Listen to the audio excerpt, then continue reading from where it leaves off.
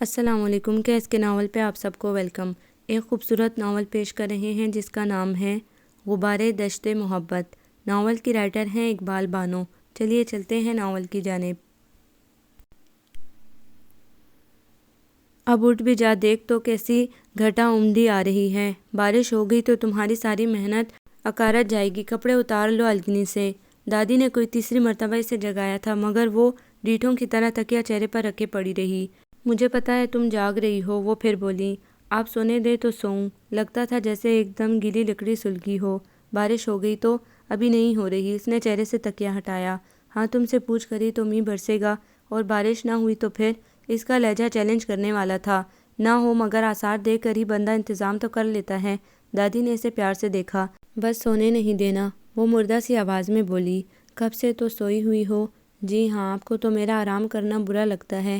ذرا کمر سیدھی کرنے لیٹو، اٹھو اٹھو کی رٹ لگا دیتی ہیں۔ بیٹا اتنا سونا اچھا نہیں ہوتا۔ میں سوئی کب ہوں؟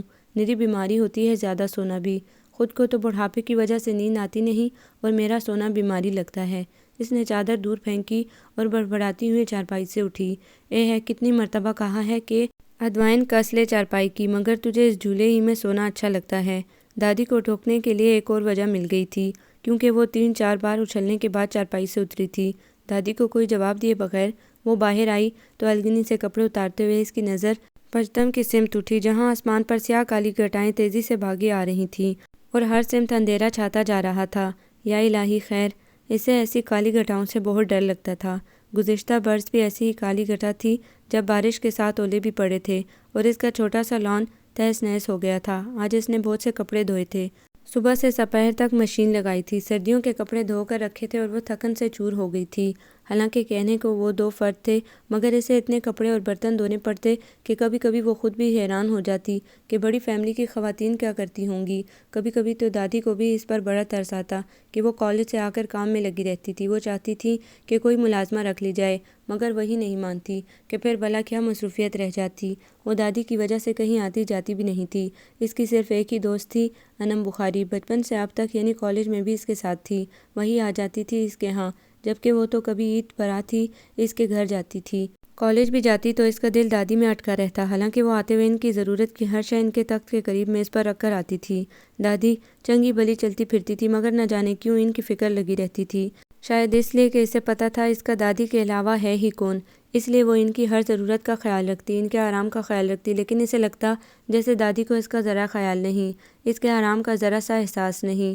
دوپہر کو وہ کھانا کھا کر سوئی تھی کہ آدھ گھنٹے بعد ہی دادی نے اٹھ جا کا بگل بجانا شروع کر دیا، اور وہ بھی اپنی طرز کی ایک ہی تھی۔ جاگتے ہوئے بھی سوتی بنی رہی اور اٹھنے میں 2 گھنٹے لگا دیے۔ ایک چھٹی کا دن ہوتا ہے، وہ بھی میرا آرام کرنا دادی کو کھلتا ہے۔ اس کی آنکھوں میں نمی اتر آئی۔ ذرا جو چاہیں کہ میں سکون سے بیٹھ جاؤں، سو لوں، انہیں کوئی نہ کوئی کام یاد آ جاتا ہے۔ چاہتی ہیں میں پھر کی بنی رہوں، نوکر ہوں نا؟ باغیانہ خیال اس کے آنگن دل میں ناچ رہے تھے۔ آئندہ چھٹی کے روز میں بھی انم کے ہاں چلی جاؤں گی۔ کتنا بلاتی ہے وہ، اور میں دادی کی وجہ سے نہیں جاتی۔ جب انہیں میرا خیال نہیں تو میں کیوں کروں؟ اس نے زور سے آنکھیں مسلیں۔ وہ کپڑے اتارنے کے بعد باہر پڑی چارپائی پر رکھ کر کپڑوں کو تہہ لگانے لگی، تب دادی لاؤنج سے پکاری۔ اندر آ، کپڑے میں تہہ لگا دیتی ہوں، تو چائے کا پانی رکھ دے۔ اس نے کوئی جواب نہیں دیا اور اپنے کام میں لگی رہی۔ سنا نہیں تو نے؟ دادی باہر ہی آ گئیں۔ سن لیا ہے، پھر اندر کیوں نہیں آئی؟ میں کر لوں گی۔ منہ ویسے ہی سوجا ہوا تھا، تبھی جامن کے درخت پر بیٹھا کوا کائیں کائیں کرنے لگا۔ شش! اس نے اڑانا چاہا مگر وہ ڈھیٹ بیٹھا ہی رہا اور اپنا راگ الاپتا رہا۔ لگتا ہے آج کوئی آئے گا۔ دادی نے خوش ہو کر کوے کو ایسے دیکھا جیسے وہ ان کے میکے کا کوئی پیغام لایا ہو۔ وہ چپ رہی، خفا جو تھی۔ دادی پھر بولی، خدا کرے کوئی خیر کا پرونا آئے۔ کوئی نہ آئے یہ دعا نہ کرنا۔ وہ چمک کر بولی، مہمان تو رحمت ہوتے ہیں۔ دادی نے محبت سے کہا، آج کل تو زحمت سے کم نہیں۔ اوئے خدا نہ کرے، کیسی باتیں کرتی ہو؟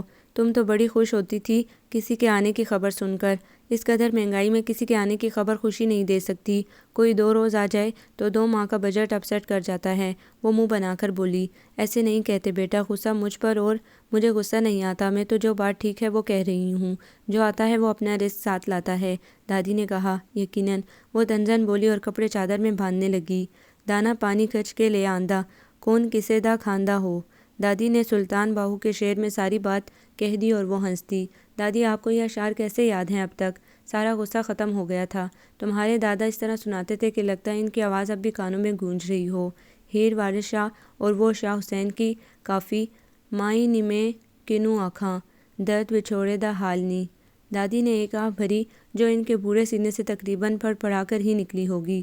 تبھی ایک دم اندھیرا چھا گیا اور موٹی موٹی بوندیں پڑنے لگیں۔ دیکھا کہا تھا نا کہ بارش ہوگی۔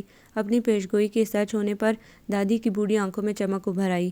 ہاں موسم جو ہے بارش کا، اور آپ کوئی محکمہ موسمیات میں تو نہیں ہیں؟ اس نے گڈری اٹھائی اور اندر چلی گئی۔ بارش بھی ایک دم تیز ہو گئی تھی۔ دادی بھی اس کے پیچھے لپکی۔ اندر آ کر اس نے لاؤنج کی کھڑکیوں کے پردے سمیٹ دیے کہ برستی بارش اسے بہت اچھی لگتی تھی، خاص طور پر کھڑکیوں کے شیشوں سے پھسلتا پانی جیسے آبشار بہہ رہی ہو۔ وہ کچن میں چلی آئی۔ اس نے دادی کو چائے بنا کر دی اور خود بھی ان کے سامنے صوفے پر بیٹھ کے چائے پیتے ہوئے کھڑکیوں کے شیشوں سے پھسلتے پانی کو دیکھنے لگی۔ بارش تیز ہو گئی تھی، باہر کچھ بھی نظر نہیں آ رہا تھا۔ ارے نمو، تو نے مرغیاں ڈربے میں بند کی تھی؟ انہیں ایک دم یاد آ گیا۔ ہاں کر دی تھی، ورنہ وہ کپڑے دھونے دیتی؟ صبح سے بند ہیں، وہ ہول کر بولی۔ جی۔ اس نے چائے کا گھونٹ بھرا۔ کچھ ڈالا تھا کھانے کو؟ انہیں فکر ہوئی۔ لنچ کرا دیا تھا، فکر مند نہ ہو، وہ منہ بنا کر بولی۔ ابھی تک خفا ہو؟ مجھے کیا ضرورت ہے خفا ہونے کی؟ لگتا تو ہے۔ اس نے کندھے اچکائے۔ دیکھو بیٹا، اگر میں تمہیں نہ اٹھاتی تو سارے کپڑے گیلے ہو جاتے۔ تمہیں دکھ ہوتا کہ تمہاری محنت اکارت گئی۔ تم برستی بارش میں باہر نکلتی تو بیمار ہو جاتی۔ یہ جاتی سردیوں اور آتی گرمیوں کی بارش بڑی بیماریاں لاتی ہے۔ میں خود ایسے ہی موسم میں 2 بار بیمار ہوئی، ایسی کہ توبہ بھلی نمونیا ہو گئی اور میرے تو سر کے بال تک اتر گئے۔ اپنے ساتھ گزرنے والا یہ سانحہ دادی کو 1000 مرتبہ بتا چکی تھیں۔ اب تم سو جاؤ، انہوں نے کھلے دل سے کہا۔ رات کا کھانا نہ پکاؤں؟ دوپہر کا سالن ہے نا، وہ بولی۔ میں نے تھوڑا سا قیمہ بھونا تھا، ختم ہو گیا۔ اس نے بتایا۔ تجھے کتنی مرتبہ کہا ہے جس روز کام زیادہ ہو تو سالن 2 وقت کا پکا لیا کر۔ اب دال چاول پکاؤں گی، وہ بولی۔ جیسی تیری مرضی، میں تو تیرے آرام کے لیے کہہ رہی تھی۔ میرا آرام؟ وہ ہنسی۔ گندی بچی بن گئی ہو۔ دادی نے اسے پیار سے دیکھا۔ ادھر آ ادھر۔ کیا بات ہے؟ وہ نروٹھے لہجے میں بولی۔ آنا پھر بتاؤں گی۔ یہی بتا دیں، میں آ جاؤں تیرے پاس؟ وہ محبت سے بولی تو اسے اٹھتے ہی بنی اور ان کے پاس چلی آئی۔ انہوں نے کھینچ کر اسے سینے سے لگا لیا۔ ہم تو اچھی سہیلیاں ہیں نا، تو سہیلیاں خفا تو نہیں ہوتی، اور اگر ہو بھی تو فوراً مان جاتی ہیں۔ انہوں نے اس کا چہرہ دونوں ہاتھوں میں تھام کر اس کی پیشانی چومی۔ چلو دوستی کر لیں۔ دادی نے دوبارہ ماتھا چوما تو اسے لگا جیسے ڈھیر ساری ٹھنڈک اس کے اندر اتر گئی۔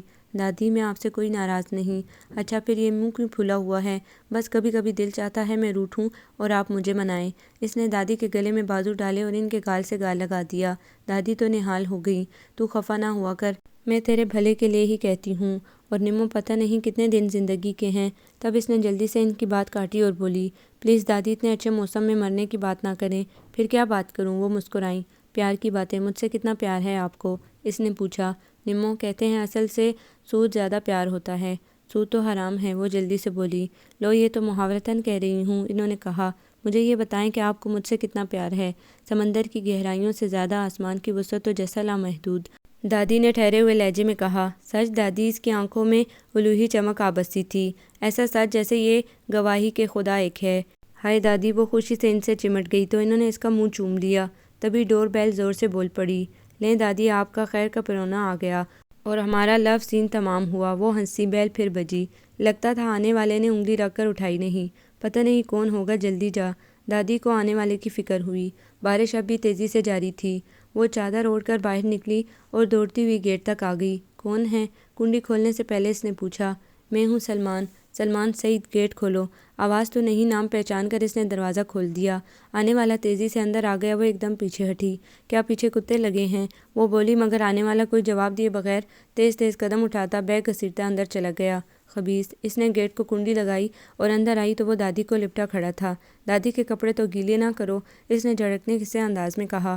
او ہو، وہ ایک دم پیچھے ہٹا۔ جاؤ بیٹا، پہلے کپڑے بدل لو، تم گرم گرم کافی لے آؤ، دادی نے کہا تو وہ فوراً کچن میں چلی آئی۔ اس نے دیکھا کافی موجود تھی۔ دادی انہی جیسے مہمانوں کے لیے کافی ضرور رکھتی تھیں کہ ان کے بیٹے بہویں کافی کے عادی تھے۔ نمو یہ بات بچپن سے دیکھتی آئی تھی اور اب ان کی اولادیں بھی یہ کڑوی کسیلی کافی شوق سے پیتی تھیں۔ البتہ ان دادی پوتی کو کبھی کافی اچھی نہ لگی تھی۔ وہ کافی لے کر آئی تو سلمان بھی اسی وقت چینج کر کے آ گیا تھا۔ بلو نیلی جینز اور ہاف بازو کی اسکائی بلو شرٹ اس نے پہنی ہوئی تھی۔ بال گیلے ہو کر چپکے ہوئے تھے۔ برش کرنے کی زحمت بھی نہیں کی تھی۔ آتے ہی میز پر پڑا باپ اڑاتا کافی کا مگ اس نے اٹھا کر لبوں سے لگا لیا۔ لگتا ہے کافی کے بغیر تمہارا نشہ ٹوٹ رہا تھا، وہ بولے بغیر نہ رہ سکی۔ تمہیں شاید پتہ نہیں کہ کافی سے ٹھنڈ کم ہو جاتی ہے۔ کمال ہے، ابھی اتنی ٹھنڈ تو نہیں ہے جیسے تمہاری کلفی جمی جا رہی ہے۔ تم گھنٹہ بھر بارش میں کھڑی رہتی تو پتہ چلتا۔ وہ بولا، میں تو سارا دن بھیگ سکتی ہوں، اتنی خوبصورت بارش میں ویسے بھی بندر کیا جانے ادرک کا سواد۔ اس نے سلمان کی سفید رنگت پر چوٹ کی تھی۔ دادو آپ دیکھ رہی ہیں؟ ہاں تم چھوڑو اس کی باتیں، دادی نے مسکراہٹ اپنے ہونٹوں میں چھپا لی تھی۔ یہ بتاؤ سعید کیسا ہے؟ باقی سب تو ٹھیک ہے نا؟ ہاں سب ٹھیک ہے اور سلام کہہ رہے تھے۔ وہ بولا، جھوٹ تو نہ بولو۔ اس نے پھر اسے تپایا۔ کیا جھوٹ بولا ہے؟ وہ ابرو چڑھا کر بولا، تمہارے گھر میں سلام دعا کا رواج تو ہے نہیں؟ یوں کہو دادی کے لیے سب نے ہائی وائی ہیلو کہلا بھیجا ہے۔ دادو آپ سمجھائیں، اسے مسلسل انسلٹ کر رہی ہے میری۔ لو سچی بات کو انسلٹ کہا جا رہا ہے، مذاق کر رہی ہے، دادی نے کہا۔ مگر دادو بچی ہے۔ پلیز دادی میں اب اتنی بچی بھی نہیں۔ اس نے دادی کی بات کاٹی۔ ہاں اور کیا، اب تو یہ بڑی ہو گئی ہے۔ سلمان کی نظروں کا انداز اور لہجہ یک دم ہی بدل گیا تھا۔ کتنی بڑی؟ اس نے بھی مزہ لیا۔ تم نے دیکھا بھی تو 4 سال بعد ہے، پہلے جب تم آئے تھے تو نمرہ میٹرک کر رہی تھی، اب خیر سے BA میں ہے۔ دادی کے لہجے میں فخر بول رہا تھا۔ اچھا، وہ مصنوعی حیرت سے بولا، اور ایک بار پھر اس نے نمرہ کو دیکھا۔ نظر کیا تھی؟ اسے لگا جیسے کوئی خنجر اس کے وجود کو کاٹتا ہوا چلا جا رہا ہے۔ اسے ایسی نظریں بری لگتی تھی، سوئیاں چبھوتی ہوئی، آرے کی طرح وجود کو چیرتی ہوئی نظریں۔ دل چاہتا دیکھنے والے کی آنکھوں میں مرچیں بھر دے، مگر وہ ایسا نہ کر سکتی تھی، اس لیے وہاں سے اٹھنے ہی میں عافیت سمجھی، جیسے کہ اب وہ سلمان کی نظروں سے بچنے کے لیے کچن میں چلی آئی تھی کہ یہی اس کی محفوظ پناہ گاہ ہوتی تھی۔ مگر وہ پشت پر اب بھی سلمان کی خنجر نما نظریں محسوس کر رہی تھی۔ اب پتہ نہیں کیوں آیا ہے، کتنے دن رہے گا، میرے لیے ایک نئی ٹینشن۔ تم کیوں ٹینشن لیتی ہو؟ کوئی اس کے اندر بولا تھا۔ مجھے جو لوگ اچھے نہ لگیں میں ان کے ساتھ 2 پل نہیں گزار سکتی، اور یہ عذاب پتہ نہیں کب تک مسلط رہے گا۔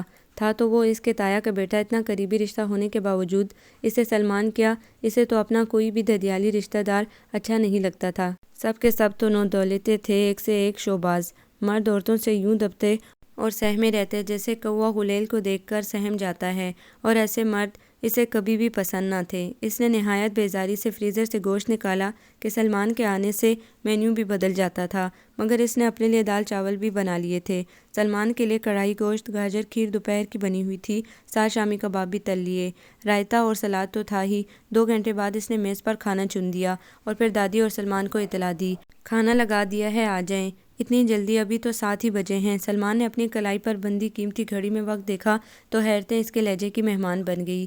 ہم لوگ اسی وقت کھانا کھا لیتے ہیں، پھر نمو نے ڈرامہ دیکھنا ہوتا ہے اور پھر پڑھنا بھی ہوتا ہے۔ میں نماز پڑھتی ہوں اور نمو کالج کا کام کر لیتی ہے، وہ بتا رہی تھی۔ مگر میں تو اس وقت کھانا نہیں کھاتا، سلمان جزبز ہو کر بولا تو وہ تنک کر بولی، اگر نہیں کھانا تو میں ہاٹ پاٹ میں ڈال کر تمہارے کمرے میں رکھ دوں گی، جب دل چاہے کھا لینا، ہمیں تو کھانے دو کہ تمہاری وجہ سے ہم اپنی برسوں کی روٹین بدلنے سے رہے۔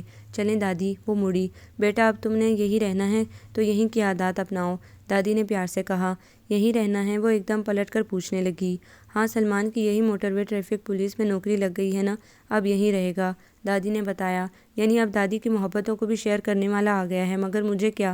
اس نے بے نیازی سے کندھے اچکائے اور کچن میں آ گئی۔ اپنے لیے بنائے گئے سادہ چاول پلیٹ میں ڈالے، کٹوری میں دال اور اچار ڈال کر ٹرے میں سجایا اور پھر ٹرے لیے میز پر چلی آئی۔ سلمان بھی موجود تھا، لگتا تھا زبردستی بٹھایا گیا ہو، شاید دادی کے کہنے کی وجہ سے بیٹھا تھا۔ وہ مسلسل اس کی نظروں کے حصار میں تھی۔ یہ سب تم نے پکایا ہے؟ وہ میز پر سلیقے سے چنے کھانے کو دیکھ کر بولا۔ میرے علاوہ اور کوئی یہاں ہے؟ اس نے پوچھا۔ نظر تو نہیں آتا۔ خیر تم تو بڑی سگڑ ہو، ہیرا کو تو آملیٹ تک بنانا نہیں آتا۔ اس نے اپنی بڑی بہن کے بارے میں بتایا۔ یہ تو ہیرا کی بہت بڑی خوبی ہے، وہ مسکرا کر طنزاً بولی تھی۔ اس کا طنز دادی سمجھ گئی تھی، مگر سلمان نے کہا تھا، خوبیاں تو اس میں کئی ہیں، اب آملیٹ نہ بنانا تو کوئی خوبی نہیں، جب گھرداری میں پڑے گی تو اس سے سب کچھ بنانا آ جائے گا، دادی نے کہا۔ اسے یوں بھی کچھ سیکھنے کی ضرورت نہیں ہے، سلمان نے نوالا توڑتے ہوئے کہا۔ کیوں؟ نمو نے لہک کر کہا۔ جہاں اس کی انگیجمنٹ ہوئی ہے نا، وہاں تو نوکروں کی فوج ہے، اللہ نصیب اچھے کرے، دادی نے دعا دی۔ وہ بھی کیا انسان جو نوکروں کا محتاج رہے، چاہے جیسا بھی پکا دیں، کھانا مجبوری ہوتی ہے۔ وہ بھلا کیسے چپ رہتی؟ ایسا نہیں ہے، ان کے ہاں کوالیفائڈ کوک ہیں، سلمان نے اکڑ کر بتایا، جیسا تمہارے ہاں ہے۔ نمو نے کہا، اور کیا، دینو کیسا مزے کا کھانا بناتا ہے، تم کیا جانو، کبھی کھاؤ تو PC کو بھی بھول جاؤ۔ توبہ ہے سلمان، اتنا جھوٹ نمو نے جلدی سے پانی کا گلاس منہ سے لگا لیا، لگا تھا جیسے نوالا حلق میں اٹک گیا ہو۔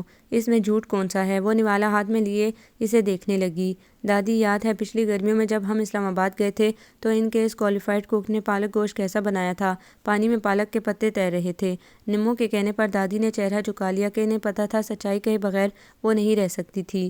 یوں بھی نہیں ہوگا، سلمان نے کہنا چاہا تو وہ چمک کر بولی، بس رہنے دو، اصل میں تم لوگوں کو اللہ تعالیٰ نے زبان کے ذائقے کی حس ہی نہیں دی، اور جن کے پاس یہ حس ہی نہ ہو انہیں جو بھی گھاس پھوس کھلا دو۔ تب دادی نے بحث کو سمیٹا، بس کرو نمو، فضول باتیں مت کرو، چپ کر کے کھانا کھاؤ۔ دادی، میں غلط تو نہیں کہہ رہی، تمہیں تو خود سے بڑھ کر کوئی نہیں لگتا، مگر وہ دل ہی دل میں کہہ رہی تھی، کہتی تو نمو ٹھیک ہے، میری استاد تو آپ ہیں دادی، اگر آپ کی بہویں بھی آپ کے پاس 1 ماہ کا کچن کورس کر لیتی تو کبھی ملازموں کی محتاج نہ ہوتی۔ تم ڈائریکٹ میری ماں پر چوٹ کر رہی ہو۔ سلمان کو غصہ آ گیا، زیادہ غیرت مت دکھاؤ، میں تو دادی کی بہوؤں کا کہہ رہی ہوں، فقط تمہاری ماں ہی تو بہو نہیں، تمہاری ماں کو کیا آتا ہے؟ لو میری ماں کے تو دن تھوڑے تھے، ورنہ سلمان سعید یہ بات تم دادا سے پوچھتے جو میرے ہر پکے کھانے کی تعریف اس طرح کرتے تھے کہ نمو کے ہاتھ میں سالے کا ذائقہ ہے، وہ بھی بہت مزے کا کھانا پکاتی تھی، کیوں دادی؟ کہتے تھے نا دادا؟ ہاں کہتے تو تھے، دادی نے ہولے سے سر ہلایا۔ سلمان نے اسے گھور کر دیکھا تو وہ ہنس کر بولی، چائے پیو گے؟ نہیں، سلمان کا بس نہیں چل رہا تھا اس کی گردن دبا دے، پھر ہم تو پئیں گے، تم کہو تو کافی بنا دوں؟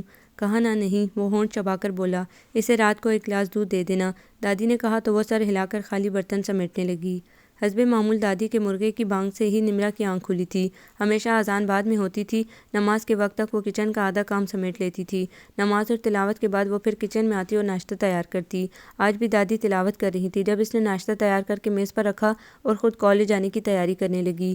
بیگ اٹھائے وہ ناشتے کے لیے میز پر آئی تو دادی آ چکی تھیں۔ سلمان کو جگایا، انہوں نے پوچھا، میں نے 2 بار دستک دی تھی، پھر نہیں اٹھا؟ پتہ نہیں، وہ اپنے لیے کپ میں چائے ڈیلنے لگی، میں نے رات ہی اسے کہہ دیا تھا کہ جلدی اٹھا کرے، اب تم اتنی فارغ نہیں ہو، کالج بھی تو جانا ہے۔ جی، وہ جلدی جلدی ناشتہ کرنے لگی تھی، تبھی سلمان آ گیا۔ وہ دادی کے پاس جھکا، السلام علیکم دادو۔ ہائے نمو، کیا کاٹ گیا؟ نمو جلدی سے کرسی سے اٹھی، میں نے تمہیں ہیلو کہا ہے۔ وہ جھنجھلا گیا، اوہ تو یوں کہو نا، میرا تو دل ہول گیا، شاید بچھو نے کاٹ لیا ہو۔ نمو دم سے کرسی پر بیٹھ گئی۔ دادی نے بڑی مشکل سے اپنی ہنسی ضبط کی تھی اور سلمان کا بس نہیں چل رہا تھا اس کا سر پھاڑ دے، صبح صبح موڈ خراب کر دیا تھا۔ آؤ ناشتہ کر لو، دادی نے کہا، میں صرف چائے کا کپ لوں گا۔ وہ نائٹ گاؤن کی ڈوریاں ڈھیلی کرنے لگا۔ چائے خالی پیٹ؟ دادی نے حیرت سے کہا۔ دادی، یہ لوگ بیٹھ ہی لیتے ہیں بغیر ہاتھ منہ دھوئے۔ اے میاں، یہ تو اچھی بات نہیں، سویرے نماز پڑھا کرو، سحر کو جاؤ اور آ کر ناشتہ کرو۔ دادی نے پوتے کو سمجھانا چاہا، دل نہیں چاہتا اتنی جلدی اٹھنے کو۔ سلمان نہ جانے کیا کہنا چاہ رہا تھا کہ وہ بولی، دادی یہ لوگ تو منحوسوں کی طرح 10-11 بجے اٹھتے ہیں، آپ نے پچھلے سال ان کے گھر کی روٹین نہیں دیکھی تھی؟ وہ پھر یاد دلا رہی تھی۔ مجھے کیا پتہ، میں تو پہلی بار گئی تھی، دادی بے چارگی سے بولی۔ آپ کو خبر رکھنی چاہیے کہ آپ کی بہویں آپ کی نسل کی کیسی تربیت کر رہی ہیں، سلمان کو تو نماز ہی نہیں آتی۔ لا حول ولا، دادی کے ہاتھ سے نوالا چھوٹ گیا، تم بڑی ملانی ہو۔ اس نے اسے گھورا۔ الحمدللہ، دادی نے سب پڑھایا ہے، پوچھ لو۔ اس نے دادی کی طرف دیکھا، میں کیا سن رہی ہوں سلمان؟ دادو، آپ بھی کس کے کہنے میں آ گئیں؟ وہ جزبز ہو گیا۔ چلو ہاتھ کنگن کو عارسی کیا، تیسرا کلمہ تو سنا دو، تمہیں مجھ سے کیا خار ہے؟ اس کا بس نہیں چل رہا تھا، چلو پہلا ہی سنا دو، تیسرا کلمہ تو ہماری پارلیمنٹ کے 3/4 ارکان کو بھی نہیں آتا ہوگا، تم تو ابھی منسٹر نہیں بنے، مگر سعید تو صبح صبح نماز پڑھ کر ہی میرے پاس آتا تھا نا۔ دادی کی سوئی ابھی بھی وہیں اٹکی تھی۔ انہیں ڈاکٹر نے کہا ہے کہ واک ان کے لیے بہت ضروری ہے، شوگر ہے نا، اور یوں بھی انکل سعید اور آپ کے تینوں بیٹے جس کلاس سے تعلق رکھتے ہیں، یہ لوگ اللہ کی اتنی نہیں مانتے جتنی بار ڈاکٹر کی مانیں گے۔ دادو، یہ نمرہ کے منہ میں توپ فٹ ہے جو گولے داغتی رہتی ہے۔ سلمان نے اسے گھورا تو دادی نے مسکرا کر دونوں کو دیکھا کہ نمرہ کہہ تو صحیح رہی تھی، بس کیا کروں، سچ بولنے کی عادت ہے۔ وہ بے پرواہی سے بولی، ایسا سچ جو جھوٹ کے ریپر میں لپٹا ہو نہیں بولنا چاہیے، تم مجھے چیلنج نہیں کر سکتے، تمہیں پتہ ہونا چاہیے کہ میں نے یہیں رہنا ہے۔ سلمان نے یاد دلایا، تو میں نے تمہیں کب منع کیا ہے؟ منع کیسے کر سکتی ہو، جتنا تمہارا حق ہے اس گھر پر اتنا ہی میرا بھی ہے۔ سلمان نے تصدیق کے لیے دادی کو دیکھا، میرے حق جتنا تو تمہارا ہو ہی نہیں سکتا، چاہے تم دوسرا جنم بھی لے لو۔ کیوں دادی؟ نمرہ نے دادی سے پوچھا۔ تم لوگ کیوں بحث میں الجھے ہوئے ہو؟ ناشتہ کرو، اور نمرہ تم نے کالج نہیں جانا، دیر ہو رہی ہے، ویسے نہ جاؤ تو بہتر ہے، شاید بارش ہو جائے۔ انہوں نے کھڑکی سے باہر دیکھا، ابھی دھوپ نہیں نکلی تھی۔ میری 2 اہم کلاسز ہیں، اور یوں بھی دادی گھر میں رہ کر کیا کرنا ہے، اور آج آپ تنہا بھی نہیں ہیں، میں نے بھی جانا ہے، سلمان نے جلدی سے کہا، آفس جاؤ گے؟ نہیں بھائی، گاڑی خریدنی ہے۔ نمرا کو اس کی گردن فخر سے تنتی ہوئی محسوس ہوئی۔ ابھی تو تم نے پولیس سروس جوائن نہیں کی، اسی لیے تو جوائننگ سے پہلے گاڑی لے رہا ہوں، وہ بھی 0 میٹر۔ کل کو لوگ یہ نہ کہیں کہ رشوت لے کر گاڑی لی ہے۔ واہ بھائی واہ، نمرا نے اس کی بات کو سراہا۔ اور تمہاری اطلاع کے لیے عرض ہے، میں اپنی گاڑی پر ہی جوائننگ کرنے جاؤں گا، وہ فخر سے بولا۔ بڑے عیش ہیں، اس کا مطلب ہے تم کمائی نہیں کرو گے؟ نمرا نے اپنے اوپری ہونٹ کا گوشہ دانتوں میں دبایا۔ کیا مطلب؟ سلمان کو شاید لفظ کمائی سمجھ نہیں آیا تھا، یوں بھی وہ بھونگا ہی تھا۔ بھائی دادو، آپ کی دعاؤں نے سعید انکل پر تو کوئی اثر نہیں کیا، البتہ ان کے صاحبزادے رائے راست پر آ گئے ہیں۔ اس نے دادی کو دیکھا جو خاموشی سے ان کی نوک جھونک سن رہی تھی۔ واٹ؟ سلمان اب اس کا مطلب سمجھا تھا۔ ویسے کزن، تم جس رقم سے گاڑی لوگے وہ تو سعید انکل کی ہے نا؟ وہ اپنی کہی گئی۔ ظاہر ہے میرے پاس اتنی رقم کہاں، پھر حلال کی کمائی تو نہ ہوئی۔ دادو آپ سن رہی ہیں؟ وہ چلایا۔ الحمدللہ دادو کی سماعت ٹھیک ہے۔ حلال حرام کا پتہ ہے تمہیں؟ بالکل پتہ ہے، تبھی تو بات کر رہی ہوں۔ مجھے فخر ہے کہ میری پرورش رزق حلال سے ہوئی ہے۔ انکل معاذ کا بھی پتہ ہے۔ اس نے لفظ چبا چبا کر ادا کیے۔ پتہ ہے، مگر ان کا ایک پیسہ بھی میری ذات پر کبھی خرچ نہیں ہوا، تمہیں یہ علم ہونا چاہیے۔ وہ اطمینان سے بولی۔ اگر تم لگژری لائف گزارتی تو کبھی اس طرح کی بات نہ کرتی۔ 100 دلائل دیتی رشوت کے حلال ہونے کے۔ نہیں مسٹر سلمان سعید، ایسا کبھی نہیں ہوتا، کیونکہ قرآن پاک میں واضح طور پر کہا گیا ہے کہ رشوت دینے والا اور لینے والا دونوں جہنمی ہیں۔ تو میں ایک غلط چیز کے لیے کوئی دلائل نہیں دیتی۔ یہ تم جیسے لوگ فضول سے دلائل کی بیساکھی استعمال کرتے ہو۔ دادو آپ دیکھ رہی ہیں؟ وہ حسب معمول ہار کر دادو کی طرف مڑا۔ نمرا تم جاؤ، میرے لیے چائے بنا لاؤ۔ دادی کا لہجہ نام تھا جو صرف نمرا جیسی حساس لڑکی محسوس کر سکتی تھی۔ وجہ بھی اسے معلوم تھی کہ جب بھی ان کے بیٹوں کی دولت کا ذکر ہوتا تو وہ دکھی ہو جاتی۔ دادی پلیز۔ نمرا نے ان کے ہاتھ تھام لیے جو بالکل سرد تھے۔ کچھ نہیں بیٹا، انہوں نے بھیگی ہوئی آواز میں کہا۔ آئی ایم سوری دادی، کس بات کی معذرت؟ وہ مسکرائیں جیسے بدلی سے چاند نکلے۔ آپ دکھی ہوئی میری باتوں سے؟ وہ ہولے سے بولی۔ مجھے تمہاری باتوں سے دکھ کبھی نہیں ہوا نمو۔ کچھ دکھ ایسے ہوتے ہیں نا جو ایک بار دل میں جگہ کر لیں تو پھر دل ان کا مستقل ٹھکانہ ہو جاتا ہے۔ تم پریشان نہ ہو۔ انہوں نے اس کا ہاتھ تھپکا۔ اوکے۔ نمرا نے ان کا ہاتھ چوم لیا۔ میں ٹھیک ہوں نمو، میں تمہیں بھی کالج چھوڑ دیا کروں گا، سلمان نے آفر کی۔ شکریہ۔ وہ برتن سمیٹنے لگی۔ پبلک ٹرانسپورٹ ہم جیسوں کو کسی کا احسان نہیں لینے دیتی۔ میں کسی تو نہیں، آخر تمہارا کزن ہوں، وہ استحقاق سے بولا۔ پتہ ہے مجھے تمہاری آفر کا تمہارے خلوص کا شکریہ، مجھے بآسانی وین مل جاتی ہے، وہ نہایت اعتماد سے بولی۔ دادی اس کے بااعتماد لہجے سے بہت خوش تھیں۔ As you wish. سلمان نے کندھے اچکائے اور وہ برتن اٹھا کر باہر آ گئی۔ اس کی یہ خود اعتمادی، اس کے لہجے کی سچائی، کسی سے مروب نہ ہونے کی ادا، اپنے حال میں مست رہنے والی نمرا معاذ، اس کی یہی عادات دادی کو بہت پسند تھی۔ صبر و شکر تو اس کی گھٹی میں پڑا ہوا تھا، اور شاید بچپن ہی سے اسے پتہ تھا کہ جس عورت کے اندر صبر اور شکر کے خزانے ہوں وہ کبھی نہیں ہارتی، کبھی دکھی نہیں ہوتی۔ رب کی رضا میں راضی رہنے والی عورت کا محافظ اللہ خود ہوتا ہے، اسے کسی سہارے کی ضرورت نہیں ہوتی، خدا بہت نزدیک سے اس کی سنتا ہے۔ اور واقعی نمرا کو لگتا تھا جب وہ نماز پڑھتی ہے، قرآن پڑھتی ہے تو رب کو نہایت ہی قریب پاتی ہے، اسے لگتا ہے جیسے وہ سب سن رہا ہے۔ میرا رب میری دعاؤں پر مسکراتا ہے، میری دعا قبول کرتا ہے، اس سے بارہا یہ محسوس ہوا تھا۔ اور یوں بھی دادی نے اسے شروع ہی سے صبر و شکر کے درس دیے تھے جو اس کے لیے کافی تھے۔ چھاجوں می برسا تھا، ہر شے بارش سے دھل کر نکری نکری لگ رہی تھی، درختوں کے پتے دھل کر لش گرین ہو گئے تھے اور ٹنڈ منڈ درخت بھی دھلے دھلے بہت اچھے لگ رہے تھے۔ آڑو کے درخت پر کاسنی پھول اپنی بہار دکھا رہے تھے، سامنے والے بنگلے میں لگے کچنار کے پیڑ پر کلیاں کھل کر پھول بنی انتہائی خوبصورت لگ رہی تھیں۔ وہ خدا کی قدرت کے ان خوبصورت نظاروں میں مہو تھی، تبھی سفید مارکیلا اس کے بالکل قریب رکی۔ وہ ایک دم ہی چونکی تھی اور پھر ڈرائیونگ سیٹ پر بیٹھے شخص کو دیکھا تو ایک لمحے کے لیے اس کے دل نے ایک بیٹ مس کی تھی۔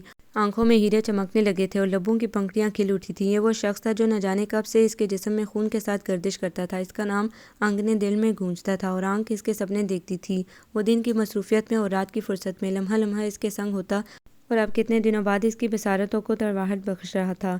عاشقانہ موسم اور پھر سامنے من پسند شخص ہو تو دل کے ساتھ ساتھ قدم بھی بہکنے لگتے ہیں، مگر اس کمزور لمحے کی گرفت سے اس نے خود کو فوراً نکالا تھا اور جلدی سے سلام داغا۔ السلام علیکم۔ وعلیکم السلام۔ گھر جانا ہے؟ گلابی لب گھنی مونچھیں تلے مسکرا رہے تھے اور آنکھوں میں کتنی وارفتگی تھی، اس کی دھڑکنیں منتشر ہونے لگی۔ آؤ میں چھوڑ دوں، میں بھی ادھر ہی جا رہا ہوں۔ نانی اماں سے ملے کئی دن ہو گئے ہیں نا، امی نے کہا تھا کہ خیر خبر لے آؤ۔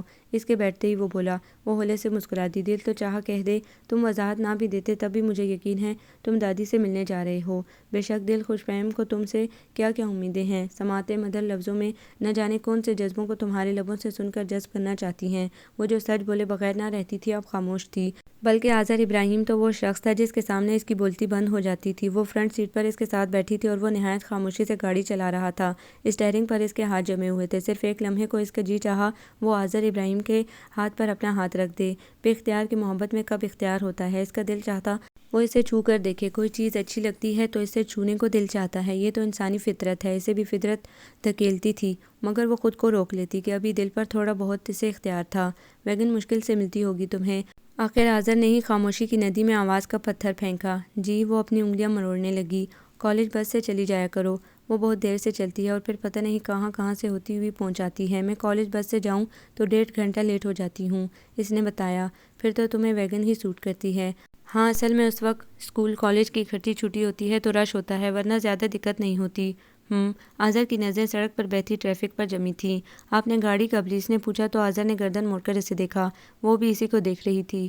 دونوں کی نظریں ملی تو اسے لگا دل تیزی سے دھڑکنے لگا ہو۔ وہ اپنے دل کی دھڑکن کانوں میں سن رہی تھی۔ اپنی نہیں ہے، آذر نے کہا۔ آپ تو کسی کی چیز نہیں لیتے، وہ بولی تو آذر دھیمے سے مسکرا دیا۔ آفس کی ہے، دل میں بولا تم مجھے اتنا جانتی ہو۔ اچھا، کبھی اپنی بھی ہو جائے گی انشاءاللہ۔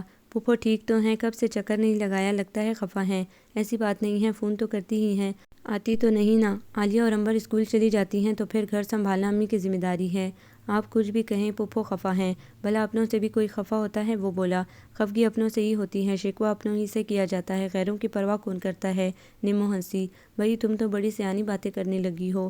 آذر مسکرایا۔ میں تو شروع سے ہی ایسی باتیں کرتی ہوں، میں نے تو آج ہی سنا ہے تمہیں بولتے ہوئے۔ عالیہ آپی اور امبر کبھی فون ہی نہیں کرتی، تم کر لیا کرو، آذر نے کہا۔ میں تو اکثر کرتی ہوں۔ اچھا، مجھے تو کسی نے نہیں بتایا۔ اس نے پھر اسے دیکھا تو وہ گڑبڑا گئی اور آذر کے لبوں کی مسکراہٹ گہری ہو گئی۔ پھپھا تو نہیں آنے دیتے پھپھو کو، نمو نے کہا۔ میں کسی دن امی کو لے آؤں گا، آذر نے کہا۔ سچ؟ میں بہت اداس ہوں، وہ آزردگی سے بولی۔ تم آ جاؤ، ابھی لے چلوں، آذر نے آفر کی۔ نہیں پھپھا جان، پتہ نہیں کیا کہہ دیں، اور یوں بھی آپ جانتے ہیں کہ میرا اور دادی کا کوئی قصور نہیں، بس ابا کی عادت ہے، جو منہ میں آئے بول دیتے ہیں، آذر نے کہا۔ چاہے کسی کی دل آزاری ہو، وہ بڑبڑائی، مگر آذر نے سن لیا۔ اگر ہمیں یہ احساس ہو جائے کہ ہم اپنی زبان سے کسی کا دل دکھا کر اللہ کو ناراض کرنے کے مرتکب ہو رہے ہیں تو ایسی بات منہ سے نہ نکالیں۔ ہینا اور ابا کو بھی غصے میں احساس نہیں ہوتا کہ وہ کتنے دلوں کو دکھی کر رہے ہیں، آذر نے انتہائی سچائی سے کہا۔ کیا پھپھا جان شروع سے ہی ایسے ہیں؟ ہاں، میں نے تو ایسے ہی دیکھا ہے، چھوٹی چھوٹی بات پر اپنا ٹیمپر لوز کر دیتے ہیں۔ پھپھو تو بہت دکھی ہوتی ہوں گی، ظاہر ہے۔ آپ سمجھایا کریں نا، یہ ممکن نہیں، کوشش تو کریں، شاید مان جائیں۔ کوشش تو وہاں کی جاتی ہے جہاں پتہ ہو بات مانی جائے گی، اور جب پتہ ہو کہ اپنے لفظوں کی سنوائی نہیں ہوگی، لفظوں کی آبرو گنوانے کا بھلا کیا فائدہ؟ پھپھا جان اب بھی ناراض ہیں؟ پتہ نہیں، آذر نے کندھے اچکائے۔ اب تو آپ کو جاب مل گئی ہے۔ بس نمو، ابا نے غلط توقعات میرے ماموں سے رکھ لی تھی کہ جیسے ہی میں تعلیم مکمل کروں گا وہ کلیدی عہدے پر مجھے بٹھا دیں گے، اور پھر ساجد ماموں نے بارہا کہا تھا کہ وہ مجھے اچھی جاب دلائیں گے، اور پھر بار بار کی یاد دہانیوں کے بعد ٹکر سے جواب دے دیا تو ابا کو غصہ آنا ہی تھا، مگر قصور پھپھو کا یا دادی کا تو نہیں تھا نا، قصور تو تایا اور چچا کا تھا۔ گن بھی گندم کے ساتھ پس جاتا ہے، وہ مسکرایا۔ اچھا تم پریشان نہ ہو۔ میں تو پریشان نہیں ہوں، دادی بہت دکھی ہیں، انہیں پھپھو بہت یاد آتی ہیں، اور مجھے یقین ہے پھپھا جان نے ان کے ہمارے ہاں آنے پر پابندی لگا دی ہوگی۔ میں لے آؤں گا کسی روز، کوئی بہانہ کر کے۔ نمو نے ترچھی نظر سے اسے دیکھا۔ کسی بھی طرح نانی اماں سے ملا لاؤں گا، بہت شکریہ، نمو نے آہستہ سے کہا۔ دادی کا دکھ مجھے برداشت نہیں ہوتا، اور یوں بھی ہماری سنتا کون ہے؟ تایا اور چچا کا حال تو آپ جانتے ہی ہیں، دادا سے ان کی کبھی نہیں بنی، اور اب دادی سے بھی وہ فرض سمجھ کر ملتے ہیں، ورنہ وہ آئیں بھی نہ، ان کی اپنی زندگی ہے اور اپنی مصروفیت، وہ بہت خوش ہیں۔ اور تمہارے والد؟ آذر نے کہا۔ وہ بھی، نمو آہستہ سے بولی۔ تمہیں یاد نہیں آتے؟ آذر نے اسے دیکھا۔ اگر وہ آئیں بھی تو کیا کر سکتی ہوں، ان کی اپنی سیٹ لائف ہے، اور میری وجہ سے وہ ڈسٹرب ہوں تو میں یہ کبھی نہیں چاہوں گی۔ انہوں نے تمہارے بارے میں کچھ تو سوچا ہوگا، آذر نے پوچھا۔ مثلاً کیا؟ نانی اماں تو اب چراغ سحری ہیں، یہ تو حقیقت ہے۔ جی، نمرا ہولے سے بولی، مگر دل میں اس نے یہ ضرور کہا تھا کہ خدا دادی کو لمبی عمر دے۔ پھر کیا سوچا ہے؟ جو اللہ کو منظور ہوگا، اس نے انگلیاں مروڑتے ہوئے کہا۔ یہ اچھی ہے کہ ہر بات اللہ پر چھوڑ دو، بالکل ہوتا تو وہی ہے جو اللہ تعالیٰ نے کرنا ہے، اس کے حکم کے بغیر تو پتہ نہیں ہل سکتا۔ پھر ہماری کیا بساط کہ لمبی لمبی پلاننگ کرتے رہیں، نمرا نے کہا۔ کبھی بھی ہو نمرا، تم خود کو تنہا نہ سمجھنا، میں ہوں نا۔ جی، نمرا چونکی تھی۔ ہاں ہم ہیں نا، امی ہیں، عالیہ، امبر، ہم سب، آذر نے ایک دم ہی کہا۔ وہ گھبرا سا گیا تھا، اور اس مبہم سی بات پر، اس ڈھکے چھپے سے اظہار پر وہ گنگ سی رہ گئی تھی۔ اور آزر خود کو کوس رہا تھا کہ یہ زبان کیوں غلط بول گئی، دل کی بات لبوں پر کیوں آ گئی۔ عرصے سے وہ اس سادہ اور معصوم سی لڑکی کا اسیر تھا، حالانکہ وہ اس سے 5 برس چھوٹی تھی، مگر یہ دل کے تقاضے بڑے عجیب ہوتے ہیں۔ دل اس شے کی چاہ کرتا ہے جس کا حصول ناممکن ہوتا ہے، اور نمرہ بھی اس کے دل کی چاہ تھی۔ اس کی روح کا بھی تقاضا تھا۔ دھڑکنوں میں بس خواہش کا نام نمرہ معاذ تھی، آنکھوں میں بسنے والی شبیہ اسی کی تھی۔ دل کو عمروں کے فرق سے کوئی سروکار نہیں ہوتا، یہ تو اپنی منمانی کرتا ہے۔ اس نے بارہا چاہا کہ وہ نمرہ کے بارے میں نہ سوچے، مگر وہ اپنی سوچوں کا کیا کرتا جہاں بچپن سے ہی نمرہ بسی ہوئی تھی۔ وہ تھی ہی اتنی اچھی، یا اسے لگتی تھی، سادہ اور معصوم سی، سچی اور عقل کھری۔ ہنستی تو لگتا ایلورا کے غاروں میں گھنٹیاں بج اٹھی ہوں، اور مسکراتی تو یوں محسوس ہوتا جیسے گلاب کی پنکھڑیوں کو باد صبا نے ہولے سے چھو لیا ہو۔ سارا راستہ وہ نمرہ کے قرب کو محسوس کرتے ہوئے خوشگوار احساس کے ساتھ جب اس کے گھر پہنچا تو سامنے چھوٹے سے گراج میں نئی سرخ مہران کھڑی تھی۔ کون آیا ہے؟ آزر نے اس سے پوچھا۔ سلمان آیا ہوا ہے، نمرہ نے بیگ کندھے سے اٹکاتے ہوئے کہا۔ کب آیا؟ نمرہ نے آزر کی پیشانی پر ناگواری کی ابھرنے والی لکیریں واضح طور پر محسوس کی تھیں۔ 1 ہفتہ ہو گیا ہے، یہیں جاب ہو گئی ہے نا؟ موٹر وے میں۔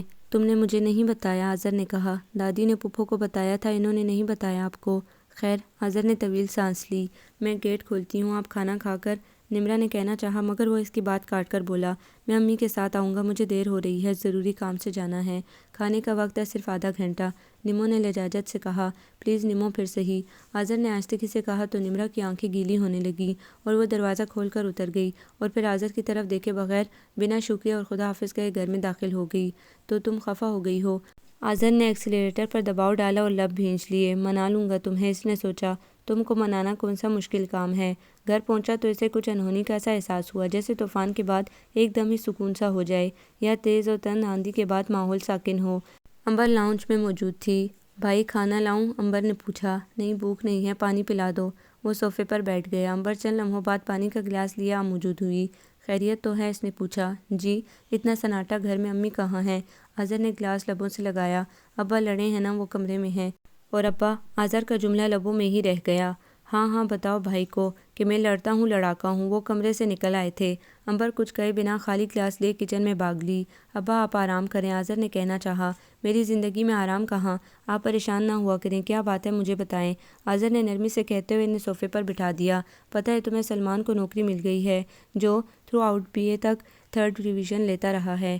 آج پھر کیا ہوا؟ آزر اطمینان سے بولا۔ کچھ نہیں ہوا ابا، ہر کسی کا اپنا نصیب، یہی بات میں انہیں کہہ رہی ہوں، مگر سنیں تب نہ۔ شاہدہ بیگم بھی ان کی بات میں شریک ہو گئیں۔ تمہارے میکے والوں کی خدا سے رشتہ داری ہے نا، کہ ان کے نصیب اس نے سونے کے قلم سے لکھے ہیں اور ہمارے سیاہی کی قلم سے۔ ابراہیم گھرائے۔ ابا آپ امی سے کیوں لڑ رہے ہیں؟ ان کا کیا دوش؟ اور پھر آپ یہ دیکھیں کہ ہم چاہتے تھے ایسی جگہ نوکری ہو جہاں رشوت نہ ہو، نہ دینی پڑے اور نہ لینی پڑے، اور آپ کو پتہ ہے کہ میرے ماموں کے تعلقات ایسے ہی لوگوں سے ہیں۔ دوسری بات یہ کہ سلمان کو موٹر وے پولیس میں نوکری ملی ہے، اور پولیس کا محکمہ تو آپ جانتے ہیں، میں بھلا ان محکموں میں کام کر سکتا تھا؟ آپ نے ہمیں رزق حلال کھلایا ہے، اور اللہ کو منظور نہ ہوگا کہ آگے چل کر آپ کا بیٹا حرام کمائی گھر لائے۔ ہر کام میں خدا کی مصلحت ہوتی ہے۔ اور ابا، اب میری جاب سے مجھے جو تنخواہ ملتی ہے وہ سلمان کی نوکری سے دوگنا زیادہ ہے، ہر سہولت ہے۔ اب آپ ناشکری تو نہ کریں۔ میں ناشکری نہیں کر رہا، مگر سعید اور حمید کس طرح ڈاج دیتے رہے، تمہارے 2-2.5 سال ضائع کر دیے۔ ہر کام کا وقت مقرر ہے ابا، اور یوں بھی آج کل جابز بہت مشکل ہیں۔ شکر خدا کا مجھے تو 2.5 سال بعد جاب مل گئی، لوگوں کو تو 10-10 سال ہو گئے ہیں نوکری نہیں ملتی۔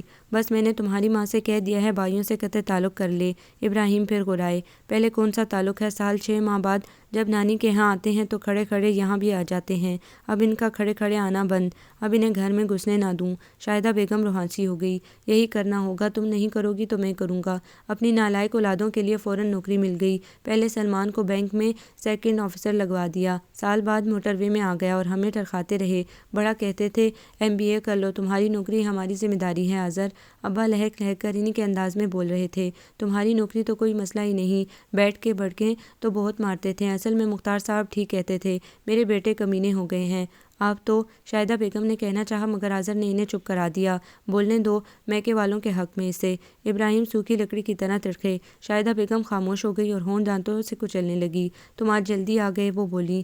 جی ایک فائل صبح بھول گیا تھا، وہی لینے آیا تھا۔ کھانا کھایا تم نے؟ نہیں امی بھوک نہیں ہے، وہ بولا۔ پھر ابراہیم صاحب سے مخاطب ہوا، ابا اگر آپ اجازت دیں تو امی کو نانی کے ہاں لے جاؤں؟ کیوں؟ وہ ابرو چڑھا کے بولے۔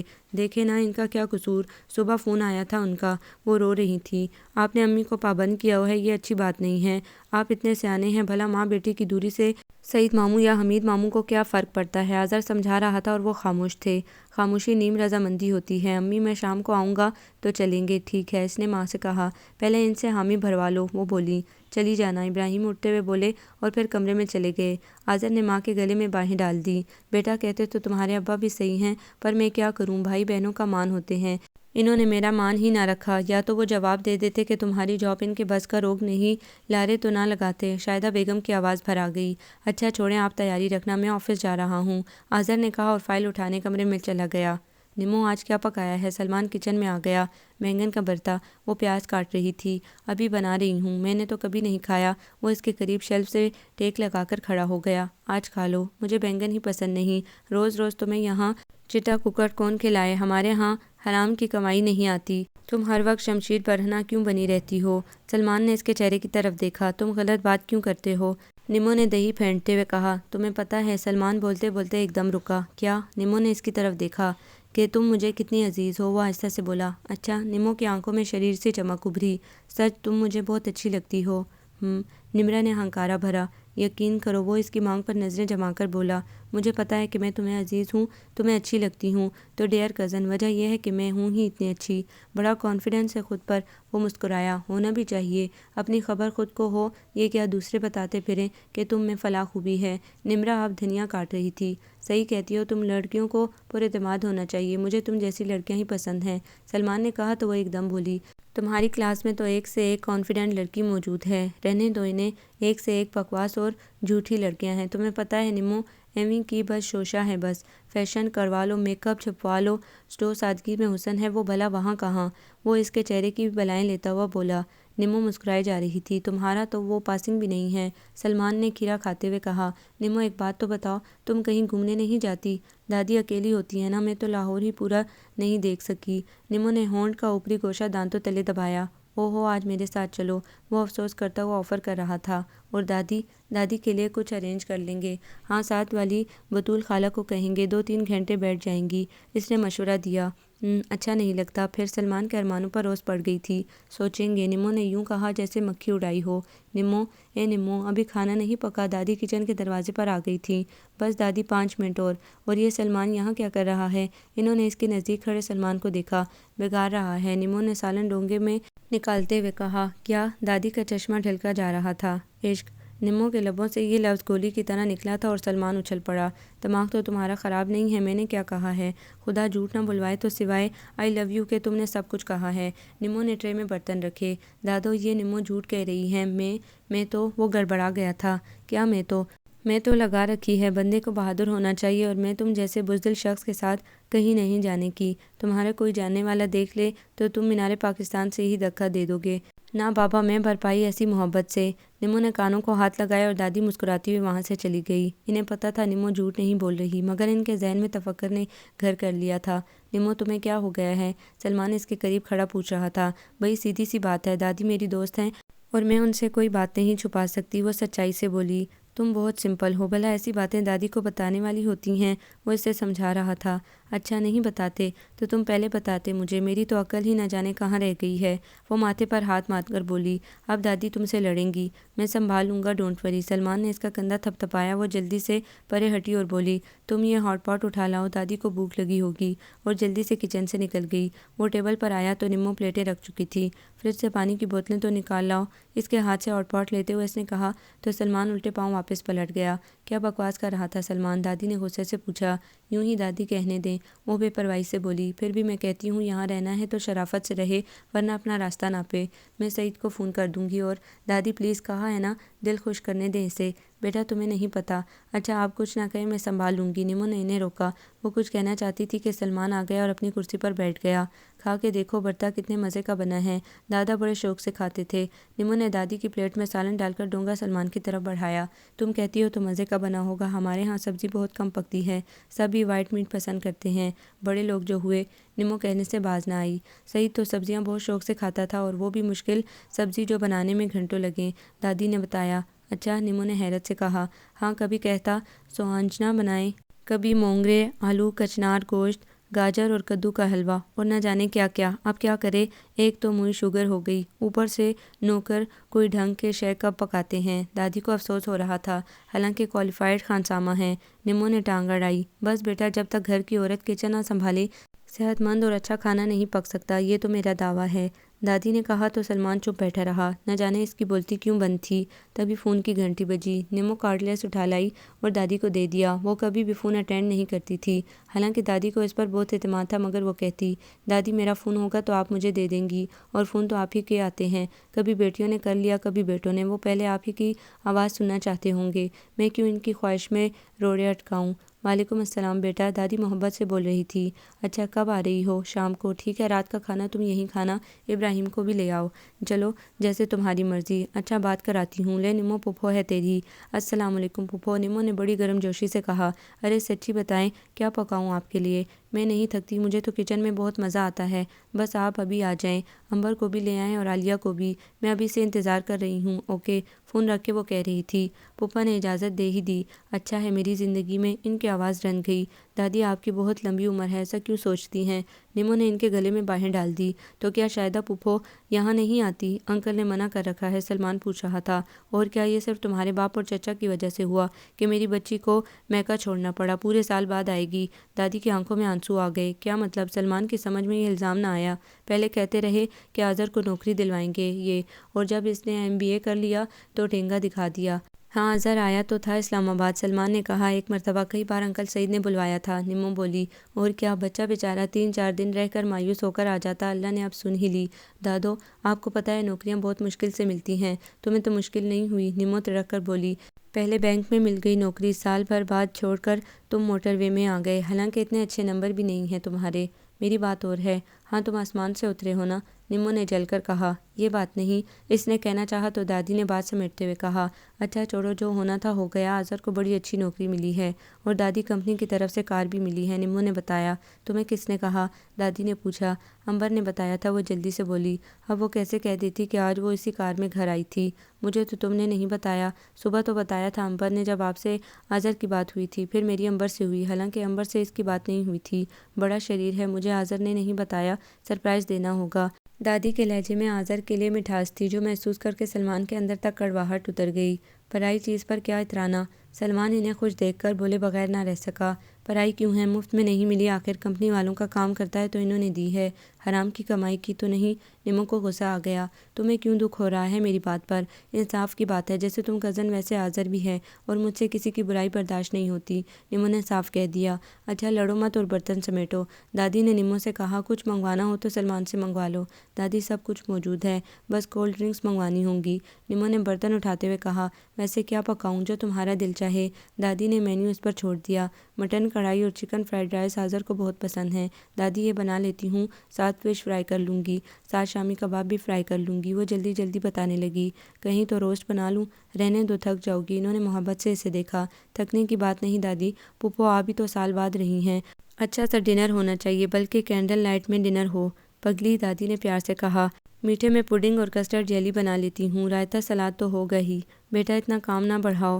کہاں کام ہے دادی، آپ دیکھیے گا منٹوں میں سب ہو جائے گا۔ پھپھو کے پاس نہیں بیٹھو گی، کچن میں گھسی رہو گی؟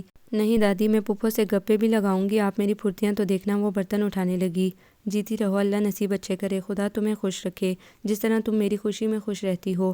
دادی کے لبوں سے دعائیں نکل رہی تھی، اور وہ دل ہی دل میں آمین کہہ رہی تھی۔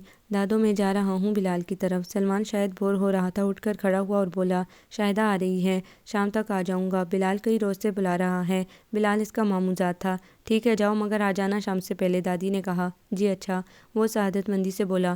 سنو کولڈ ڈرنک تو لا کر دے جاؤ، نمو نے کہا تو دادی جھٹ بولیں۔ حسن سے منگوا لینا، آخر پہلے بھی تو وہ لا دیتا تھا، دادی نے ساتھ والے لڑکے کا کہا جو نمو سے شام کو ٹیوشن پڑھنے آتا تھا۔ ابھی وہ 7ویں کلاس میں تھا۔ نمو سے انگلش اور حساب پڑھتا تھا۔ گھر کا راشن اور دیگر اشیاء نمو اسی کے ساتھ جا کر لاتی تھی۔ ہفتہ بھر کی سبزی بھی وہ اتوار کے اتوار حسن کی ماں سکھرا خالہ کے ساتھ جا کر لے آتی تھی۔ سلمان کے آنے سے بھی ان کی اس روٹین میں فرق نہیں پڑا تھا۔ یوں بھی سلمان کے ساتھ اسے جانا اچھا نہیں لگتا تھا۔ گاڑی اس نے لی تھی تو آج ہی اسے گھمانے کی آفر کی تھی، ورنہ اس کا فرض تھا کہ دادی کو پہلے سیر کراتا، گاڑی میں گھماتا، لیکن نمو کا خیال تھا سلمان عقل سے پیدل ہے یا اسے اتنا سینس ہی نہیں، کسی نے سکھایا ہی نہیں، صرف اپنے پیٹ کا خیال ہے اور بس۔ اپنی ہیلپ کے لیے اس نے حسن کی بہن نادیہ کو بلا لیا تھا۔ کام جلدی نپٹ گیا تھا۔ یوں بھی دل والے مہمانوں نے آنا تھا تو خوشی خوشی میں کام کرنے کا پتہ بھی نہیں چلا۔ شام کے سائے پھیل چکے تھے۔ جب وہ سب کچھ پکا کر فارغ ہو گئی تھی، مٹن کڑھائی اور چکن فرائیڈ رائس اس نے پکا کر علیحدہ علیحدہ ہاٹ پاٹ میں رکھ دیے تھے کہ یہ اسی کی ترکیب تھی۔ کھانا تازہ اور گرم پڑا رہنا تھا۔ فش کو بھی ہاف فرائی کر لیا تھا، پپھو کے آنے پر دوبارہ فرائی کر لینا تھا۔ پڈنگ اور کسٹرڈ جمنے کے لیے فریج میں رکھ دیے تھے۔ رائتا اور سلاد بھی تیار تھا۔ سنو، تم اب آٹا گوندو، پھلکے میں پپھو کے آنے پر پکا لوں گی، اس نے چولہا صاف کرتے ہوئے کہا۔ آپ نہا تو لیں، دیکھیں تو پسینے میں بھیگی ہوئی ہیں، نادیہ نے کہا۔ بس کچن صاف کر لوں، میں کر لوں گی، آپ جائیں۔ برتن بھی میز پر لگانے ہیں نا، آپ جائیں، میں برتن میز پر رکھ دوں گی، آپ سیٹ کر لینا۔ یہ گولڈن والا سیٹ رکھنا ہے۔ اس نے کچن کی الماری میں رکھا خوبصورت نفیس سیٹ نادیہ کو دکھایا۔ باجی اتنا پیارا سیٹ ہے یہ تو، آپ اپنے جہیز کے لیے رکھ دیتی۔ اب بھی رکھ دیں، ابھی استعمال تو نہیں ہوا، رہنے دو اپنی رائے، بس تم یہی نکال کر رکھاؤ، وہ دھیمے سے مسکرائی۔ پھپھو کے لیے تو کوئی اتنا اہتمام نہیں کرتا، نادیہ بھی ایک ہی تھی۔ 17-18 سال کی نادیہ، جس سے اس کی دوستی بھی تھی۔ نادیہ انٹر کر رہی تھی، مگر پرائیویٹ پتہ نہیں کالج جاتی تو کتنی تیز ہوتی، وہ سوچ کر رہ گئی۔ پھپھو میری دادی کی پیاری سی بیٹی ہیں اور ان سے بڑھ کر کوئی مہمان ہو ہی نہیں سکتا۔ وہ نہیں چاہتی تھی کہ نادیہ کے ذہن میں شک کا کوئی ناگ بسیرا کرے۔ اب آپ نہا لیں، کچن ستھرا ہو گیا ہے۔ نادیہ نے اسے دھکیلا اور وہ ایک نظر ڈالتی ہوئی باہر آ گئی کہ دادی کہتی تھی عورت کا سکھراپا دیکھنا ہو تو اس کا کچن اور باتھ روم دیکھ لو، یہ دو جگہیں صاف ہوں تو سمجھو عورت سگڑ ہے۔ اور یوں بھی نمو کی عادت تھی، رات کو وہ کچن صاف کر کے ہی سوتی تھی۔ اسے بھی صاف ستھری چیزیں اور جگہ پسند تھی۔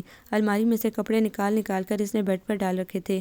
سمجھ نہیں آ رہی تھی کہ کون سا سوٹ پہنے، پتہ نہیں کیوں آج اس کا دل اچھا لگنے کو چاہ رہا تھا۔ اسے پتہ تھا اظہر بھی آئے گا۔ دوپہر کو چلا گیا تھا تو اسے بہت دکھ ہوا تھا کہ وہ اندر نہیں آیا۔ اسے علم تھا وہ سلمان کی وجہ سے نہیں آیا۔ گھر میں داخل ہوتے ہی اس کا دل چاہا سلمان کو کان پکڑ کر نکال دے، جس کی وجہ سے اظہر اندر نہیں آیا۔ اور پھر یہی دکھ تھا کہ اس نے دادی کو نہ بتایا کہ وہ اظہر کے ساتھ آئی ہے۔ اب اس کی خوشی دیدنی تھی۔ اسے دوپہر کو جو دکھ ہوا تھا وہ اب خوشی میں بدل گیا تھا۔ اسے یقین تھا اظہر ضرور آئے گا، ہمیشہ ایسے ہی ہوتا تھا۔ بچپن سے ہی اظہر اس کے بہت قریب تھا، تب وہ لوگ یہیں نزدیک رہتے تھے۔ وہ اسکول سے آتا تو نانی کے ہاں بھی آ کر کھیلتا، تب نمو کے لیے وہ چاکلیٹ اور ٹافیاں بسکٹ لاتا، اس کے ساتھ لوڈو کھیلتا۔ امبر اور عالیہ اس کی ہم عمر ہی تھیں، وہ ان کے ساتھ آنکھ مچولی کھیلتی تو آہستہ سے وہ نمرہ کو بتا دیتا کہ اس کی بہنیں کہاں چھپی ہوئی ہیں، اور جب ان کی باری ہوتی تو وہ نمو کو خود چھپاتا، اور اگر کوئی اس کی طرف جاتی تو کہتا نمو ادھر نہیں ہے، ادھر دیکھو۔ اس کی یہی باتیں نمو کے دل میں اس کے لیے بہت پہلے سے گداز پیدا کر گئیں۔ احمد مختار ہائی اسکول کے ہیڈ ماسٹرز تھے۔ ان کے 3 بیٹے اور 2 بیٹیاں تھیں، سعید، حمید اور معاذ۔ تینوں بیٹے سول سروس کا امتحان پاس کر کے کسٹم اور انکم ٹیکس میں اعلیٰ عہدیدار تھے۔ پھر انہوں نے شادیاں بھی اپنی پسند سے اعلیٰ عہدوں پر فائز آفیسرز کی بیٹیوں سے کی تھی۔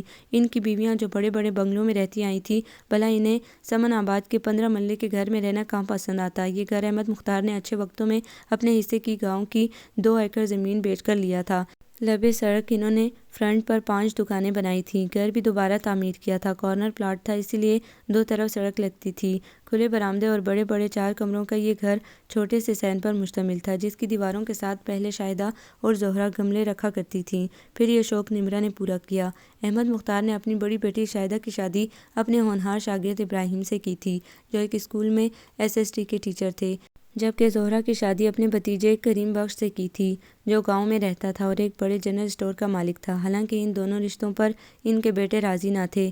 ظاہر ہے اب وہ اپر کلاس سے تعلق رکھتے تھے۔ چند سالوں میں ہی انہوں نے اسلام آباد اور لاہور میں پوش علاقے میں بنگلے بنا لیے تھے، جبکہ چھوٹے معاذ نے کراچی میں لگژری اپارٹمنٹ لے لیا تھا۔ بھائیوں کی خواہش تھی کہ وہ بہنوں کے لیے خود رشتے دیکھیں گے، مگر احمد مختار کے سامنے ایک نہ چلی تھی۔ میں اپنے جیسوں میں بیٹیاں دوں گا کہ کل کو میری بہوؤں کی طرح میرے دامادوں کو بھی میرے گھر آنے سے شرمندگی نہ ہو۔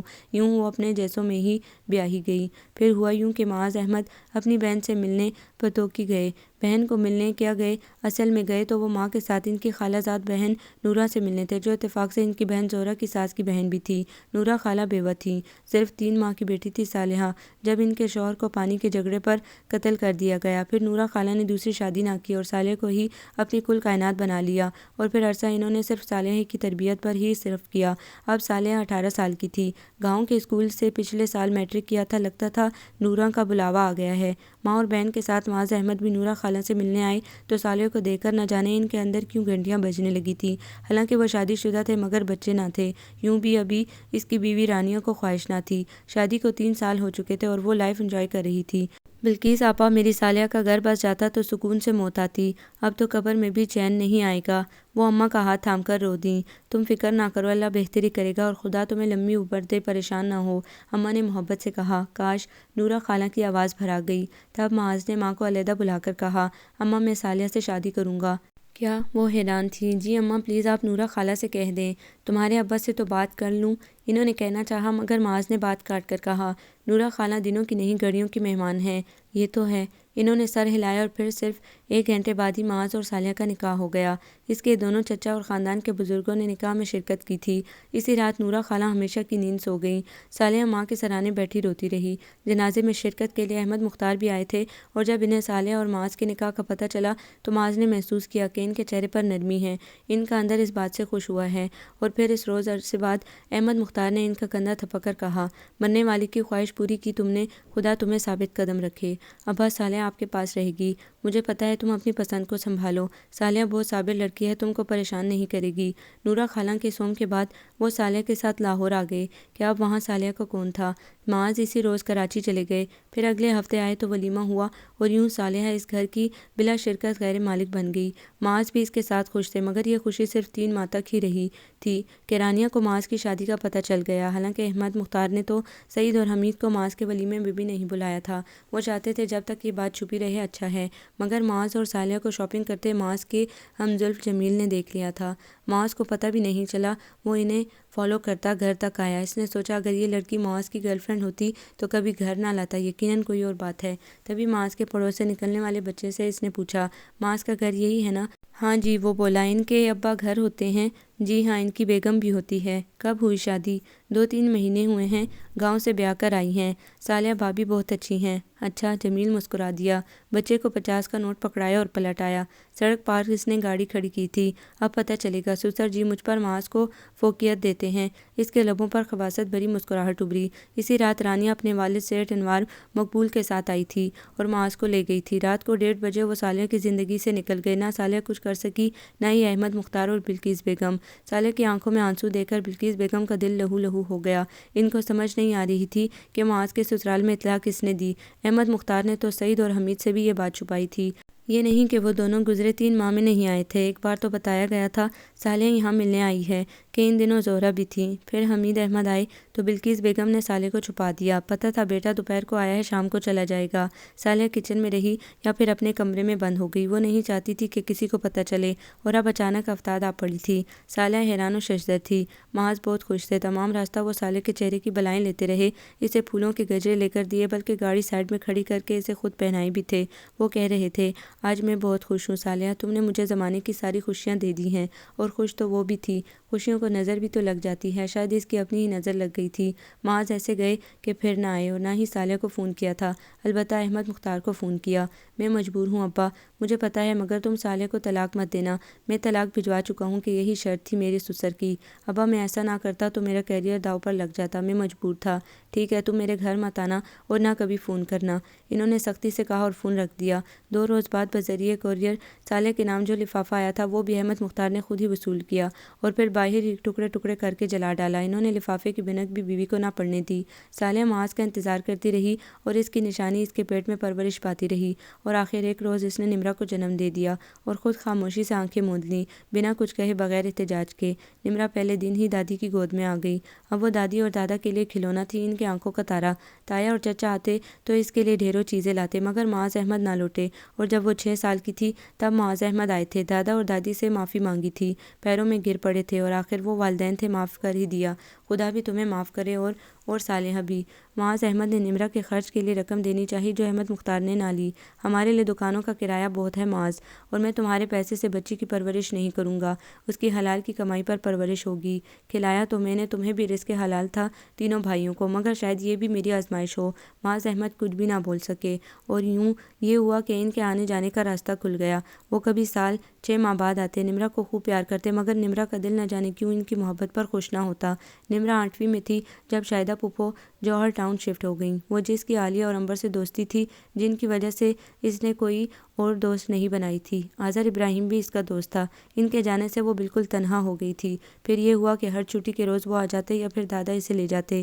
ابھی میٹرک میں تھی تو محبت کرنے والے دادا بھی ساتھ چھوڑ گئے۔ وہ اس کی کامیابیوں پر خوش ہونے والے دادا، اچھا کھانا اور خوبصورت گول چپاتی پکانے پر اسے انعام دینے والے دادا، جب دوسری دنیا سدھارے تو اسے لگا تھا جیسے سایہ دور ہو گیا ہو۔ سعید احمد اور حمید احمد نے کتنا چاہا تھا ماں اور نمرہ ان کے پاس آ جائیں، مگر دادی نہ مانی تھی۔ میں اپنے شوہر کا گھر چھوڑ کر نہیں جا سکتی، ان کا ایک ہی جواب تھا۔ وقت سرکتا رہا۔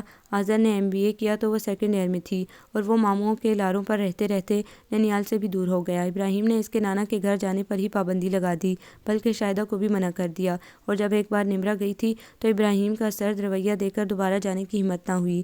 البتہ فون پر عالیہ اور عنبر سے بات کر لیتی، پھوپھو سے بھی بات ہو جاتی، نہ وہ آتی اور نہ نمرہ جاتی۔ نمرہ نے کتنی دعائیں کی تھی اظہر کی جاب لگ جانے کی، اور یہ تو پچھلے ماہ ہی پتہ چلا تھا کہ اظہر کو ایک ملٹی نیشنل فرم میں بہت اچھی جاب مل گئی ہے، تو وہ کتنی خوش ہوئی تھی۔ اس کا دل چاہ رہا تھا وہ اور دادی مٹھائی لے کر جائیں، مگر پھوپھا کے رویے کا سوچ کر وہ دل محسوس کر رہ گئی، اور اب پورے 1.25 سال بعد پھوپھو آ رہی تھی۔ نمرہ کا انگ انگ خوش تھا۔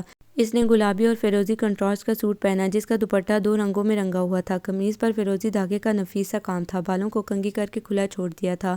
اس کے بال ماں کی طرح گھنے اور لمبے تھے، بالوں سے اس کی کمر چھپ جاتی تھی۔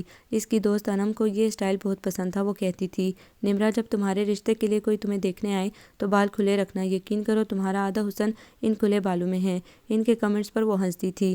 ہلکی سی لپسٹک لگا کر اور آنکھوں میں سرما ڈال کر اس نے ایک بار خود کو ڈریسنگ کے شیشے میں گھوم پھر کر دیکھا۔ اچھی لگ رہی ہوں، وہ اپنے آپ سے بولی، اور پھر دراز بند کر کے باہر نکل آئی۔ ابھی شاہدہ آئی نہیں، فون تو کرو ذرا، دادی نے اسے دیکھتے ہوئے کہا۔ آ جائیں گی، اظہر ہی لے کر آئے گا، شاید وہ دفتر سے نہ آیا ہو، نمرہ نے کہا۔ تم فون تو کرو، خدا معلوم کہ دادی کا جملہ لبوں پہ تھا کہ گاڑی گیٹ پر آ کر رکی۔ لے پھوپھو آ گئی ہیں، نمرہ نے کہا اور جلدی سے گیٹ کھول دیا۔ اظہر گاڑی اندر ہی لے آیا۔ پھوپھو نے اسے گلے لگا کر پیار کیا، اور اس نے اظہر کو بالکل نظر انداز کر دیا۔ اب پھوپھو دادی سے مل کر رو رہی تھیں۔ اب رونے کی کیا تک ہے دادی، نمرہ نے چڑھ کر کہا تھا، اور انہیں علیحدہ کیا۔ اب اظہر دادی سے لپٹا ہوا تھا۔ وہ کچن میں چلی آئی اور نادیہ کو ہدایت دینے لگی۔ اظہر اور پھوپھو کے لیے کولڈ ڈرنک گلاسوں میں ڈال کر وہ باہر آ گئی۔ اظہر اور پھوپھو دادی کے پاس ہی کرسیوں پر بیٹھے تھے۔ پھوپھو، آپ عالیہ کو نہیں لائیں؟ بیٹا، عنبر اکیڈمی گئی تھی، عاشر کے پیپر ہو رہے ہیں تو عالیہ کو گھر چھوڑنا پڑا۔ شاہدہ نے گلاس منہ سے لگایا۔ اظہر نے دیکھا وہ اس کی طرف نہیں دیکھ رہی تھی، مگر وہ اسے بار بار دیکھ رہا تھا۔ وہ معصوم سی نمرہ اس کے اندر ہی اندر اتری جا رہی تھی، کچھ خفا خفا سی، مگر اپنی اپنی باتوں میں وقت کا پتہ ہی نہ چلا۔ میں کھانا لگاؤں؟ نمرہ نے پوچھا۔ کچھ پکانا ہے تو میں آ جاؤں؟ شاہدہ نے کہا۔ پھوپھو، سب کچھ تیار ہے۔ اچھا، میری بیٹی تو ماسٹر ہو گئی ہے کوکنگ میں۔ جی پھوپھو، وہ مسکراتی ہوئی کچن میں آ گئی۔ نادیہ، تم ٹیبل پر سب کچھ رکھ دو، میں فش فرائی کر لوں اور ساتھ ہی پھلکے بھی ڈال دوں گی۔ ٹھیک ہے، نادیہ نے کہا، اور پھر دونوں اپنے اپنے کاموں میں لگ گئیں۔ صرف آدھا گھنٹہ بعد ہی کھانا لگ چکا تھا۔ وہ دادی اور پھوپھو کو بلانے صحن میں آئی تو وہ نہ جانے کب کے قصے چھیڑے بیٹھی تھیں۔ چلے کھانا کھا لیں۔ آؤ بیٹا، دادی نے شاہدہ سے کہا۔ نمرہ نے دادی کو سہارا دیا اور اندر کی طرف بڑھی۔ اظہر وہیں بیٹھا ہوا تھا۔ جاؤ اظہر کو تو بلاؤ۔ دادی نے دیکھا کہ وہ نہیں تھا، تب وہ باہر آئی۔ کھانا نہیں کھانا؟ نمرہ نے پوچھا۔ کھانا ہے، وہ بولا۔ پھر؟ نمرہ نے اسے دیکھا۔ تم نے بلایا ہی نہیں، وہ دھیمے سے مسکرایا۔ دن کو کیوں نہیں آئے تھے؟ پھر اب کیسے آتا؟ دوبارہ آ جاتے۔ ویسے مجھے پتا ہے کیوں نہیں آئے تھے۔ اچھا، کیا وجہ ہے؟ وہ دلچسپی سے اس کی طرف دیکھنے لگا۔ سلمان کی وجہ سے، نمرہ نے کہا تو وہ مسکرا دیا اور سوچنے لگا۔ نمرہ، مجھے اتنا اندر تک نہ جانو کہ میں تم سے کبھی کوئی بات چھپا بھی نہ سکوں۔ کھانا بہت دلچسپ ماحول میں کھایا گیا۔ پھوپھو نے بہت تعریف کی تھی، اور کھانے کے بعد جب وہ چائے لائی، اظہر کو الائچی والی چائے بہت پسند آئی تھی۔ تبھی سلمان آ گیا۔ بڑی گرم جوشی سے وہ اظہر سے ملا۔ شاہدہ نے بھی بھتیجے کو پیار کیا تھا۔ جاب مل گئی، مبارک ہو اظہر۔ تمہیں بھی، آذر نے کہا۔ اب پھر کسی اور محکمے میں جانا ہے؟ یہیں پکے؟ اب تو یہیں پکے، سلمان مسکرایا۔ اچھی بات ہے، کوئی زیادہ کمائی کی جگہ ہوگی تو وہاں چلے جائیں گے، نمرا نے کہا تو سلمان پہلو بدل کر رہ گیا اور آذر ہنس دیا۔ کھانا کھا لو، دادی نے کہا۔ میں بلال کے ساتھ کھا آیا ہوں، سلمان نے کہا۔ کیا پکایا تھا انہوں نے؟ دادی نے پوچھا۔ ہم KFC چلے گئے تھے دادی، پتہ تو ہے رات کو بڑے لوگ برگر ہی کھاتے ہیں زیادہ تر، نمو نے کہا تو سلمان نے اسے گھور کر دیکھا، جبکہ آذر مزہ لے کر بولا تھا۔ کیسی جا رہی ہے جاب؟ A1۔ سارا دن سڑکوں پر مٹر گشت کرتے رہو، یہ بھی نوکری ہے بھلا؟ نمو باز نہ آئی۔ پھر کیا ہونا چاہیے؟ آذر نے پوچھا۔ عزت کی نوکری تو ٹیبل ورک ہے، اور یوں بھی سلمان یہ اچھا تو نہیں لگتا، ہر ایرے غیرے کو ہاتھ دے کر روک لو، وہ سلمان کی طرف دیکھتے ہوئے بولی۔ اس سے پہلے کہ سلمان کچھ کہتا اس کے سیل فون کی بپ بج اٹھی، تو وہ ایکسکیوز می کہتا ہوا باہر چلا گیا۔ نہ کیا کر سلمان سے بحث، دادی نے اس کے جانے کے بعد نمو سے کہا۔ دادی، مجھے فضول کی اکڑ پسند نہیں۔ بیٹا کیا فائدہ، منہ نہ لگایا کرو، کیا کہے گا کہ اماں نے تمہیں کچھ بھی نہ سکھایا، شاہدہ کہہ رہی تھی۔ اتنا دماغ نہیں ہے اس کا، نمو نے کہا تو وہ ہنس دی۔ آذر مسکرا رہا تھا، جبکہ وہ چاروں کافی دیر تک باتیں کرتے رہے تھے۔ پھپھو کہہ رہی تھی، عالیہ کا بہت اچھا رشتہ آیا ہوا ہے، لڑکا کمپیوٹر انجینئر ہے اور اچھی جاب بھی ہے، انکار مت کرو، ہاں کہہ دو۔ ابراہیم نہیں مانتے۔ وہ کیوں؟ کہتے ہیں عالیہ BA تو کر لے اور پھر پہلے عنبر کی کریں گے، آج کل کا دور نہیں ہے کہ ضرور ہی بڑی کی پہلے شادی کی جائے، اس کا بھی برمل ہو جائے گا۔ میں بات کروں گی ابراہیم سے، پہلا رشتہ بیٹی کا نصیب ہوتا ہے، اللہ بہتری کرے گا، دادی کہہ رہی تھی اور شاہدہ بھی ان کی ہاں میں ہاں ملا رہی تھی۔ پھر پھپھو اور آذر چلے گئے۔ وہ گیٹ بند کر کے دادی کے پاس آئی تو وہ مسکرا رہی تھی، وہ ان کے قریب ہی بیٹھ گئی۔ آج تو دادی بہت خوش ہیں۔ ہاں بیٹا، برف پگھلی ہے تو خوش تو ہونا ہی تھا، میری بچی بہت پریشان رہی، خدا سدا سکھی رکھے میرے بچوں کو۔ دادو، سلمان دروازے پر دستک دے کر اندر آ گیا۔ ہاں کہو، سر میں درد ہے، مجھے چائے تو پلوا دیں، وہ ان سے بولا۔ جاؤ ایک کپ بنا دو، دادی نے کہا۔ پھپھو چلی گئیں۔ ہاں تم ایٹیکیٹس تو نبھا لیا کرو، آخر وہ مہمان تھی ہماری، نمرا نے اسے لتاڑا۔ میرے سر میں شدید درد تھا، میں وہ چند لمحے بھی مشکل سے بیٹھا تھا، سلمان نے وضاحت دی۔ جل ککڑا۔ وہ منہ بسوڑتی ہوئی باہر جانے لگی تو سلمان بولا، میرے کمرے میں لے آنا، کوئی ٹیبلٹ بھی لیتی آنا۔ سلمان کی اس بات پر دادی کو غصہ تو آیا، مگر وہ ضبط کر گئیں۔ ایک تو وہ رات کے وقت سلمان کو ڈانٹنا نہیں چاہتی تھی، دوسرے وہ بتا رہا تھا کہ اس کے سر میں درد ہے، صبح پوچھوں گی اور صاف کہہ دوں گی کہ آئندہ نمرا کو آرڈر نہ دے اور نہ ہی اپنے کمرے میں بلائے، وہ کوئی ملازمہ نہیں ہے۔ وہ چائے لے کر سلمان کے کمرے میں گئی تو وہ بیڈ پر لیٹا اپنا سر دبا رہا تھا۔ کیا بہت درد ہے؟ نمرا نے سائڈ ٹیبل پر چائے کا مگ رکھا اور ٹیبلٹ اس کی طرف بڑھائی۔ سلمان نے ہولے سے کہا، گولی لے لو، ابھی آرام آ جائے گا۔ نمرا نے گلاس میں پانی انڈیلا، اس نے گولی منہ میں رکھی اور پانی پی لیا۔ گلاس اسے دیتے ہوئے بولا، آج تو بہت خوش تھی تم۔ پھپھو جو آئی تھی، دادی کتنا خوش تھی، نمو نے اسے بتایا۔ نوکری مل گئی ہے، آذر کو تو پاؤں زمین پر نہیں ٹکتے، پتہ نہیں وہ کیا کہنا چاہتا تھا۔ ظاہر ہے پورے 35,000 تنخواہ ہے، بڑھ بھی جائے گی، پھر گاڑی بھی مل گئی ہے آفس کی طرف سے۔ ہاں ویسے تو آذر کبھی نہ لے سکتا تھا، وہ طنز سے بولا۔ حق حلال کی کمائی سے تو نہیں لی جا سکتی، نمرا نے کہا۔ تم بار بار میری کمائی کو حرام کی کیوں کہتی ہو؟ لو چور کی داڑھی میں تنکا، بھئی تمہیں تو ابھی پہلی تنخواہ نہیں ملی، میں نے کب کچھ کہا؟ البتہ سعید انکل کا علم ہے، میں نے خود سنا، ایک بار کہہ رہے تھے میری ماہانہ انکم 20-25 لاکھ ہے، اگر کم ہو جائے تو مجھے ہول اٹھتے ہیں، نمو نے بتایا۔ اچھا تو وہ کسی کا کام کرتے ہیں تو اگلے دیتے ہیں، یوں ہی تو کوئی رقم نہیں دیتا، کوئی تمہیں دے جائے، مگر میں کیوں لوں، خدا نہ ایسا پیسہ دلوائے، نمو نے کہا اور کمرے سے نکل آئی۔ سلمان آج کل پورا اس کے عشق میں مبتلا تھا، شام کو آتا تو کبھی اس کے لیے پیزا لیے ہوتا تو کبھی برگر، ایک روز تو ٹافیوں کا پیکٹ ہی لے آیا اور وہ مزے لے کر کئی دن کھاتی رہی۔ دادی چاہتی تھی سلمان کو منع کر دے، ڈانٹ دے، مگر وہ کہتی، دادی کرنے دے دل پشوری، بیٹا یہ نہ ہو بہت آگے نکل جائے۔ ارے رہنے دے دادی، فرض کرو تمہارا دل آ گیا تو، لا حول ولا قوت، وہ زور سے ہنستی۔ سلمان دوبارہ بھی جنم لے لے تو میری پسند نہیں ہو سکتا، یہ بات لکھ لیں، پھر کون ہو سکتا ہے؟ دادی نے اس کے چہرے کی طرف دیکھا، مگر وہ خود کو کمپوز کر لیتی تھی، اس لیے دادی کو پتہ نہ چلا اور وہ بولی، دادی کوئی ہوگا تو پہلے آپ کو بتاؤں گی، اللہ کرے کوئی جلد آ جائے۔ کیوں؟ تم اپنے گھر کی ہو جاؤ، مجھے سکون مل جائے۔ دادی کے لبوں سے یہ لفظ دعا کی مانند نکلے۔ اس کا دل چاہا دادی کے گلے میں بازو ڈال کر آذر کا نام لے دے، مگر وہ ابھی ایسا نہیں کر سکتی تھی، ابھی تو اس نے آذر کو بھی دیکھنا تھا، پتہ نہیں اس کے دل میں کیا تھا، وہ یوں ہی دادی کو بتا کر اپنے جذبوں کی بے قدری نہیں چاہتی تھی۔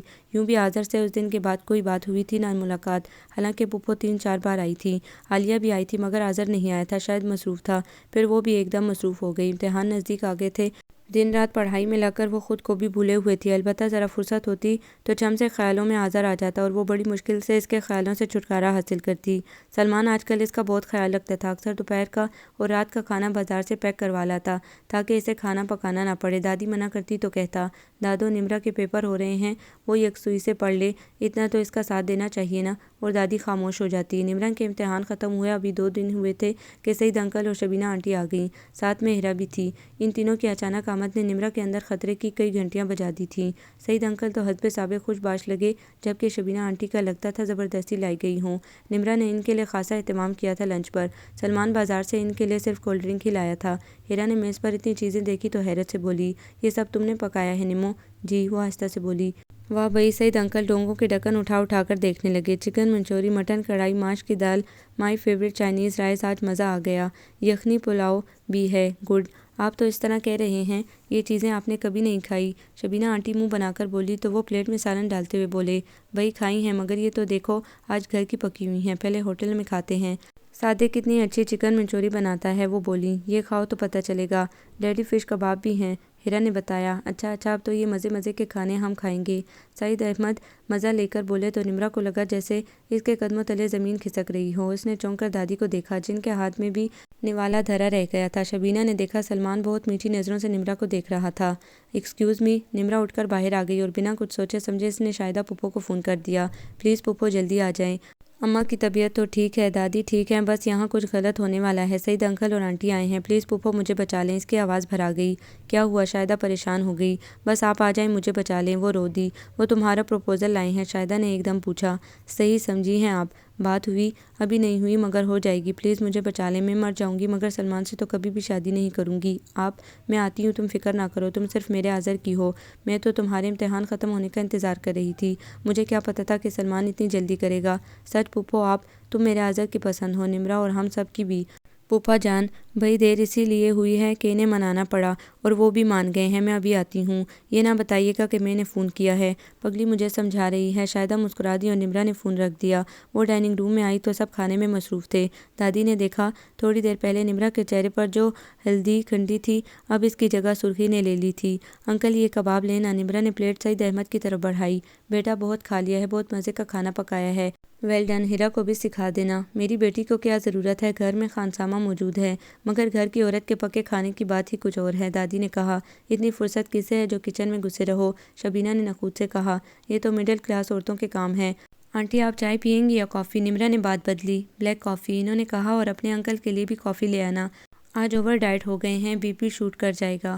کچھ نہیں ہوگا، میں نے کم آئل میں کوکنگ کی ہے، نمرا نے کہا اور پھر نادیہ کو بلا لائی۔ دونوں نے مل کر برتن سمیٹے، نمرا کافی بنا لائی، دادی کے لیے چائے تھی، وہ مگ اس نے انہیں تھما دیے۔ تبھی بیل ہوئی۔ کون آ گیا اس وقت؟ سلمان کرسی سے اٹھتا ہوا بولا۔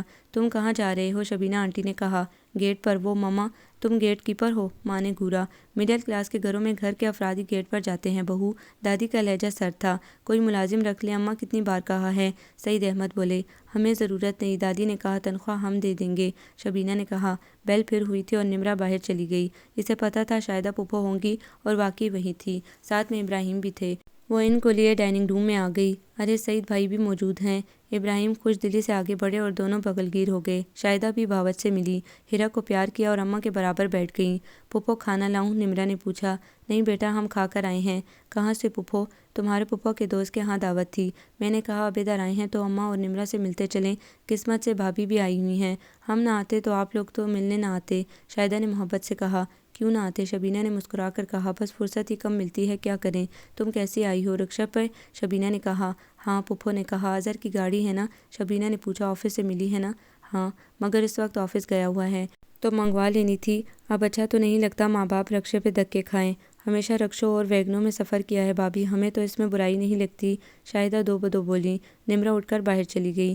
تبھی شبینہ نے ساس کو مخاطب کیا اور بولی، اماں ہم نے واپس جانا ہے تھوڑی دیر تک، رہو گی نہیں؟ دادی نے کہا۔ سعید کے کلی کے بیٹے کا ولیمہ ہے، رات کو وہاں ضرور جانا ہے، شبینہ نے گلے میں پڑی موٹی سی چین سے کھیلتے ہوئے کہا۔ جیسی تمہاری مرضی، ہیرا کو چھوڑ جانا، دادی نے کہا۔ ہیرا کی تو دلہن سے بہت دوستی ہے، یہ تو آ ہی نہیں رہی تھی، مگر سلمان نے فون پر ہی ضد کی کہ ضرور آئے۔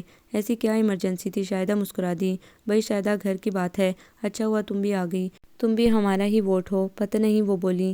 بچے اب بڑے ہو گئے ہیں تو ظاہر ہے ان کے گھر بھی بسانے ہیں، یہ ہم جیسے تو نہیں کہ خود رشتہ ڈھونڈیں اور کر لیں۔ سعید احمد نے ہنس کر کہا، سلمان کے لیے ہم چاہتے ہیں نمرہ کو بہو بنا لیں۔ جی؟ شاہدہ نے ماں کو دیکھا۔ ہاں، یہ سلمان کی خواہش ہے، سعید احمد بولے۔ اور آپ کی؟ میری بھی البتہ۔ انہوں نے معنی خیز نظروں سے بیوی کو دیکھا۔ بھابھی کی نہیں ہے، شاہدہ نے کہا۔ میرا ارادہ بھی ہے، میں چاہتی ہوں سلمان ابھی اپنے کیریئر پر توجہ دے اور پھر شادی کی جائے، شبینہ نے میاں کو گھورتے ہوئے کہا۔ مگر سلمان کے لیے آپ نے غلط دروازے پر دستک دی ہے، شاہدہ نے کہا۔ کیا مطلب؟ مطلب یہ سعید میاں، نمرہ اور آذر کا رشتہ تو ماسٹر صاحب احمد مختار نے خود طے کیا تھا۔ اب ابراہیم بولے تھے۔ کب؟ سعید احمد حیران تھے۔ جب آذر نے میٹرک کیا تھا تو انہوں نے طے کر دیا تھا اور ظاہر ہے ہم کیا انکار کر سکتے تھے، ابراہیم بولے۔ پھر ہمیں کیوں نہ بتایا گیا، شبینہ تڑک کر بولی۔ یہ تو مجھے علم نہیں تھا، شاہدہ نے کہا۔ دیکھا، میں کہتی ہوں نا کہ آپ کے گھر والے ہر بات چھپاتے ہیں، شبینہ سعید احمد سے کہہ رہی تھی۔ بہو، اس میں چھپانے کی کیا بات ہے بھلا؟ اور تمہیں کب نمرہ سے ایسی کوئی دلچسپی تھی یا تم ہماری خوشی میں خوش ہوتی؟ اب بھی مجھے یقین ہے تم اور ہیرا سلمان کے مجبور کرنے پر آئی ہو، ورنہ تمہاری ذرا بھی منشا نہ تھی کہ نمرہ کو بہو بنا لو۔ دادی بھی صاف صاف کہنے لگی، اماں میں ایسی کوئی بات نہیں کرتی، اسلام آباد میں ایک سے ایک لڑکیاں ہیں، یہیں پہ آ کر ہی پھسلا ہے، مجھے پتہ ہے ایسی لڑکیاں ادائیں دکھاتی ہیں اور خبردار تم نے نمرہ کو ایسی ویسی لڑکی کہا۔ دادی ایک دم جوش میں اٹھ کھڑی ہوئیں۔ جوان لڑکے کو لبھا لیا پھر کیسی لڑکی ہوئی؟ شبینہ بھلا کب چپ کرتی؟ تمہارا بیٹا دل ہتھیلی پر لیے پھرتا رہا ہے، کالج لانے لے جانے کی آفرز کرتا تھا مگر وہ ٹال دیتی، میں کہتی میں سلمان کو ڈانٹوں، کچھ کہوں تو کہتی دادی مجھ پر بھروسہ رکھیں، رہا سلمان تو اس کا بھی اس گھر پر حق ہے، کہاں جائے گا، بڑے مان سے یہاں رہنے آیا ہے، وہی کتے کی طرح اس کے پیچھے پھرتا تھا۔ دادی کا بولتے بولتے سانس پھولنے لگا۔ دیکھا، تمہیں کتا کہہ رہی ہیں دادی تمہاری، ابھی کچھ اور سننا ہے؟ سعید احمد، یہ عزت ہے میرے بچے کی یہاں، شبینہ گرج کر بولی۔ تم نے نمرہ کے لیے غلط جملہ کیوں کہا؟ وہ میرے لیے ہیرا اور ستارہ کی طرح ہے۔ اگر اماں نے سلمان کو کتا کہا تو غلط نہیں ہے، انہی لڑکیوں کے چکر میں تو کئی بار تھانے سے چھڑوایا ہے، جس کے بارے میں تم گواہی دے رہی ہو کہ اسلام آباد میں تو ایسا نہیں تھا، یہ صرف تمہاری ڈھیل کا نتیجہ ہے۔ یہاں بھی میں نے اسے بھیجا تھا تو صرف اس لیے کہ اماں کے پاس شاید سنبھل جائے، مگر یہاں بھی اس نے پر پرزے نکال لیے اور میں تو اس لیے خوش آ گیا تھا اماں کہ نمرہ گھر کی بچی ہے، شاید یہ سدھر جائے، مگر نہیں، اتنی نیک سادہ اور معصوم سی نمرہ کے لیے میرا بیٹا نہیں، اماں یہ نمرہ کے قابل نہیں ہے۔ نمرہ کے لیے ابا صحیح فیصلہ کر گئے، مجھے کوئی اعتراض نہیں ہے۔ سعید احمد نے سلگتی نظروں سے بیوی کو دیکھا جنہیں منہ چھپانے کی جگہ نہیں مل رہی تھی۔ آذر واقعی اتنا اچھا ہے کہ نمرہ جیسی لڑکی اس کی شریک سفر بنے۔ اور سنو سلمان، اب تم یہاں سے بوریا بستر اٹھاؤ اور کوئی فلیٹ وغیرہ کرائے پر لے لو، نمرہ پر تمہارا سایہ بھی نہیں پڑنا چاہیے۔ سعید احمد بیٹے سے مخاطب ہوئے اور پھر باہر چلے گئے۔ شاہدہ پھوپھو اور دادی بھی لاؤنج میں آ گئی تھیں۔ شبینہ اندر کمرے میں تھی، تھوڑی دیر بعد وہ منہ ہاتھ دھو کر فریش ہو کر آئیں۔ اب اجازت دیں اماں اور سوری اماں کے جاؤ فی امان اللہ، دادی نے پیار سے کہا۔ پھر کب آئیں گی آنٹی؟ نمرہ نے پوچھا۔